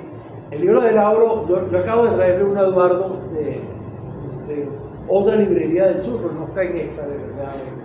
Salió, esta es una edición que están saliendo en Amazon, digamos, están saliendo los 10 libros, pero precisamente el Monte Ávila estaba haciendo, aquí están el de Alivio y el de Rodrigo Riera, y va a ser acompañado por el de Lauro, consiguieron nada más 50 ejemplares, no están en algunas librerías. Ojalá que se logre sacar, porque estos son muy caros, estos valen $6, estos valen, y después cuando esas ediciones se acaben, pues, yo le digo, si les interesa esto, aprovechen que aquí mismo hay el de Alivio y el de Rodrigo, porque eso no se va a reeditar. Y sobre Laudelino Mejía también hay un libro. No, yo escribí sobre los guitarristas, sobre nuestros maestros, pero Alivio, Rodrigo, Pérez Díaz, Jorge, Ricardo Isnaola, uno sobre los visitantes, que vinieron Mangorén, todos ellos, y dos historias, una historia sobre la guitarra académica, que va a salir ahorita reeditado en un mes más o menos, un mes y medio, y el de la guitarra popular que lo acaba de hacer la Bicop. Muy caro, pero bueno, está por lo menos el libro, ya buscaremos una edición más popular. Eso es lo que hay, eso es lo que se escucha. La reedición de la guitarra en Venezuela, ¿con cuál editorial? Sale con la Castalia, Con la Castalia. pero va a salir por Amazon, ¿no? Por Amazon. Porque claro, aquí no hay libros en demanda, no es que a mí me guste Amazon, pero el problema del libro por demanda es complicado. ¿Y portada dura? No, ahorita estamos solo en portadas blandas, como lo que tú quieras, portadas blandas. Después vamos a hacer otra alternativa y solamente intentar traducir unos libros, pero es que el problema es, eso se está trabajando con la SUNY y con los panes que nos están ayudando. Entonces, claro, vamos primero a sacar los 10 libros y después intentaremos que los 10 libros tengan otras alternativas. Y en la medida en que el Estado me apoye, bueno, que esos libros sean vendidos aquí y hechos aquí a precio que se pueda comprar. Pero bueno, yo voy haciendo el trabajo que ahorita sale de la guitarra académica, está listo, pero ahorita vamos a la parte ya casi de producción. Después viene Ricardo, después viene entonces sí el de la guitarra popular en una edición nuestra. Ese es el camino. Ricardo, de alumnos de mis libros son connotados aparte de Bueno, están todos los alumnos centrales del catálogo. Está Antonio Esteves, con la cantata criolla, pero Antonio Esteves era un grande. La obra de piano es extraordinaria. Es un catálogo pequeño, pero muy importante. Está Gonzalo Castellano, un músico extraordinario, un compositor, fue director de la Orquesta Sinfónica 20 años, Gonzalo Castellano Lumar. Él es de la Antelación Fugaz, de la suite de Avileña, o sea, un compositor del concierto para viola, un compositor muy importante. Está Evencio Castellano, un gran pianista, gran conocedor de valses, importante para Lauro, un tocador de valses del siglo XIX, compositor de Mañanita Caraqueña, por ejemplo, y obra sinfónica también importante. Está Inocente Carreño, margariteña, y 1000 obras tiene Carreño, 1000 obras. Está Raimundo Pereira, una obra pequeña pero importante. Está Nelimele Lara, está Modesta Borgo, la gran compositora venezolana, gran compositora, estudió en la Unión Soviética, grande, importante, Modesta. Está, bueno, los más jóvenes. El compositor más importante en Venezuela en este momento fue uno indirecto de Soho, que se llama Federico. Él estudió sobre todo con Evencio, pero viene de esa misma fuente. Y es el compositor más, sin duda. El mismo Juan Carlos Núñez, que murió hace poco, él venía también de la escuela, viene de esa misma tradición. Entonces el centro del catálogo orquestal nuestro sigue siendo, hoy en día, sigue siendo el de los alumnos de Soho. No hay ningún Eso no se puede borrar, no se puede borrar. Se puede menospreciar, eso que han hecho, no se puede borrar. Lo que pasa es que En esa escuela no hay ningún maracucho, ¿verdad? Caramba, en la escuela de Soho directa no recuerdo, estaba Leopoldo Vini, que tampoco era de Soho Bolívar, no recuerdo un maracucho, es raro que no haya habido un maracucho ahí, no lo sé. Claro, esto está en la cosa centralista, ¿no? Soho lo abrió y trajo gente de todas partes, ¿no? De Oriente, del Sur, de todas partes, pero tenían que ir a Caracas, que era donde estaban, ¿no? Maracaibo hace un poco tensión en Caracas en esa época, que Maracaibo era el segundo lugar. Todos los guitarristas importantes pasaron por Maracaibo. Los que fueron a Caracas, todos vinieron acá. Aquí vino Segovia, vino Mangoré, vino Oyanguren, vinieron todos. O sea, venir a Venezuela era venir a Caracas, muchos de ellos venir a Maracaibo.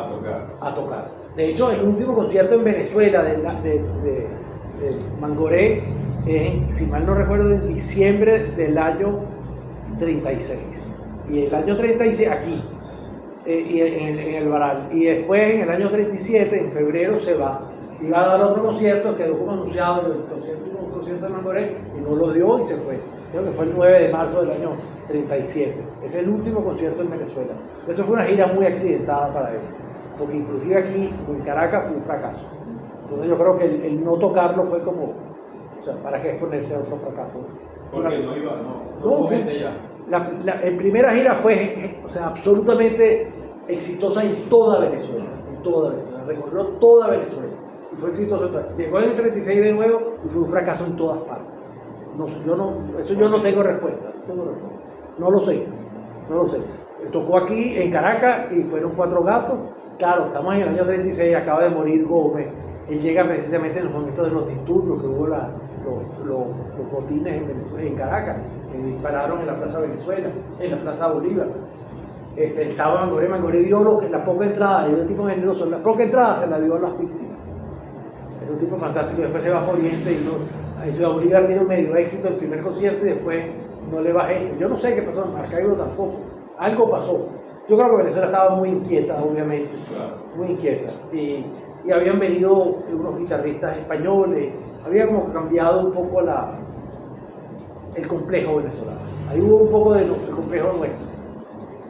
Venezuela más bien se rindió al español y al otro y abandonó a Mangoré, ¿no? Pero bueno, eso no lo puedo probar, lo intuyo, que es algo más bien de nosotros que de Mangoré, el complejo cultural. Pero bueno, pero claro, alumnos de Soho, creo que no hubo, creo. Bueno, si no hay más preguntas, muchas gracias por la presencia. Excelente, gracias.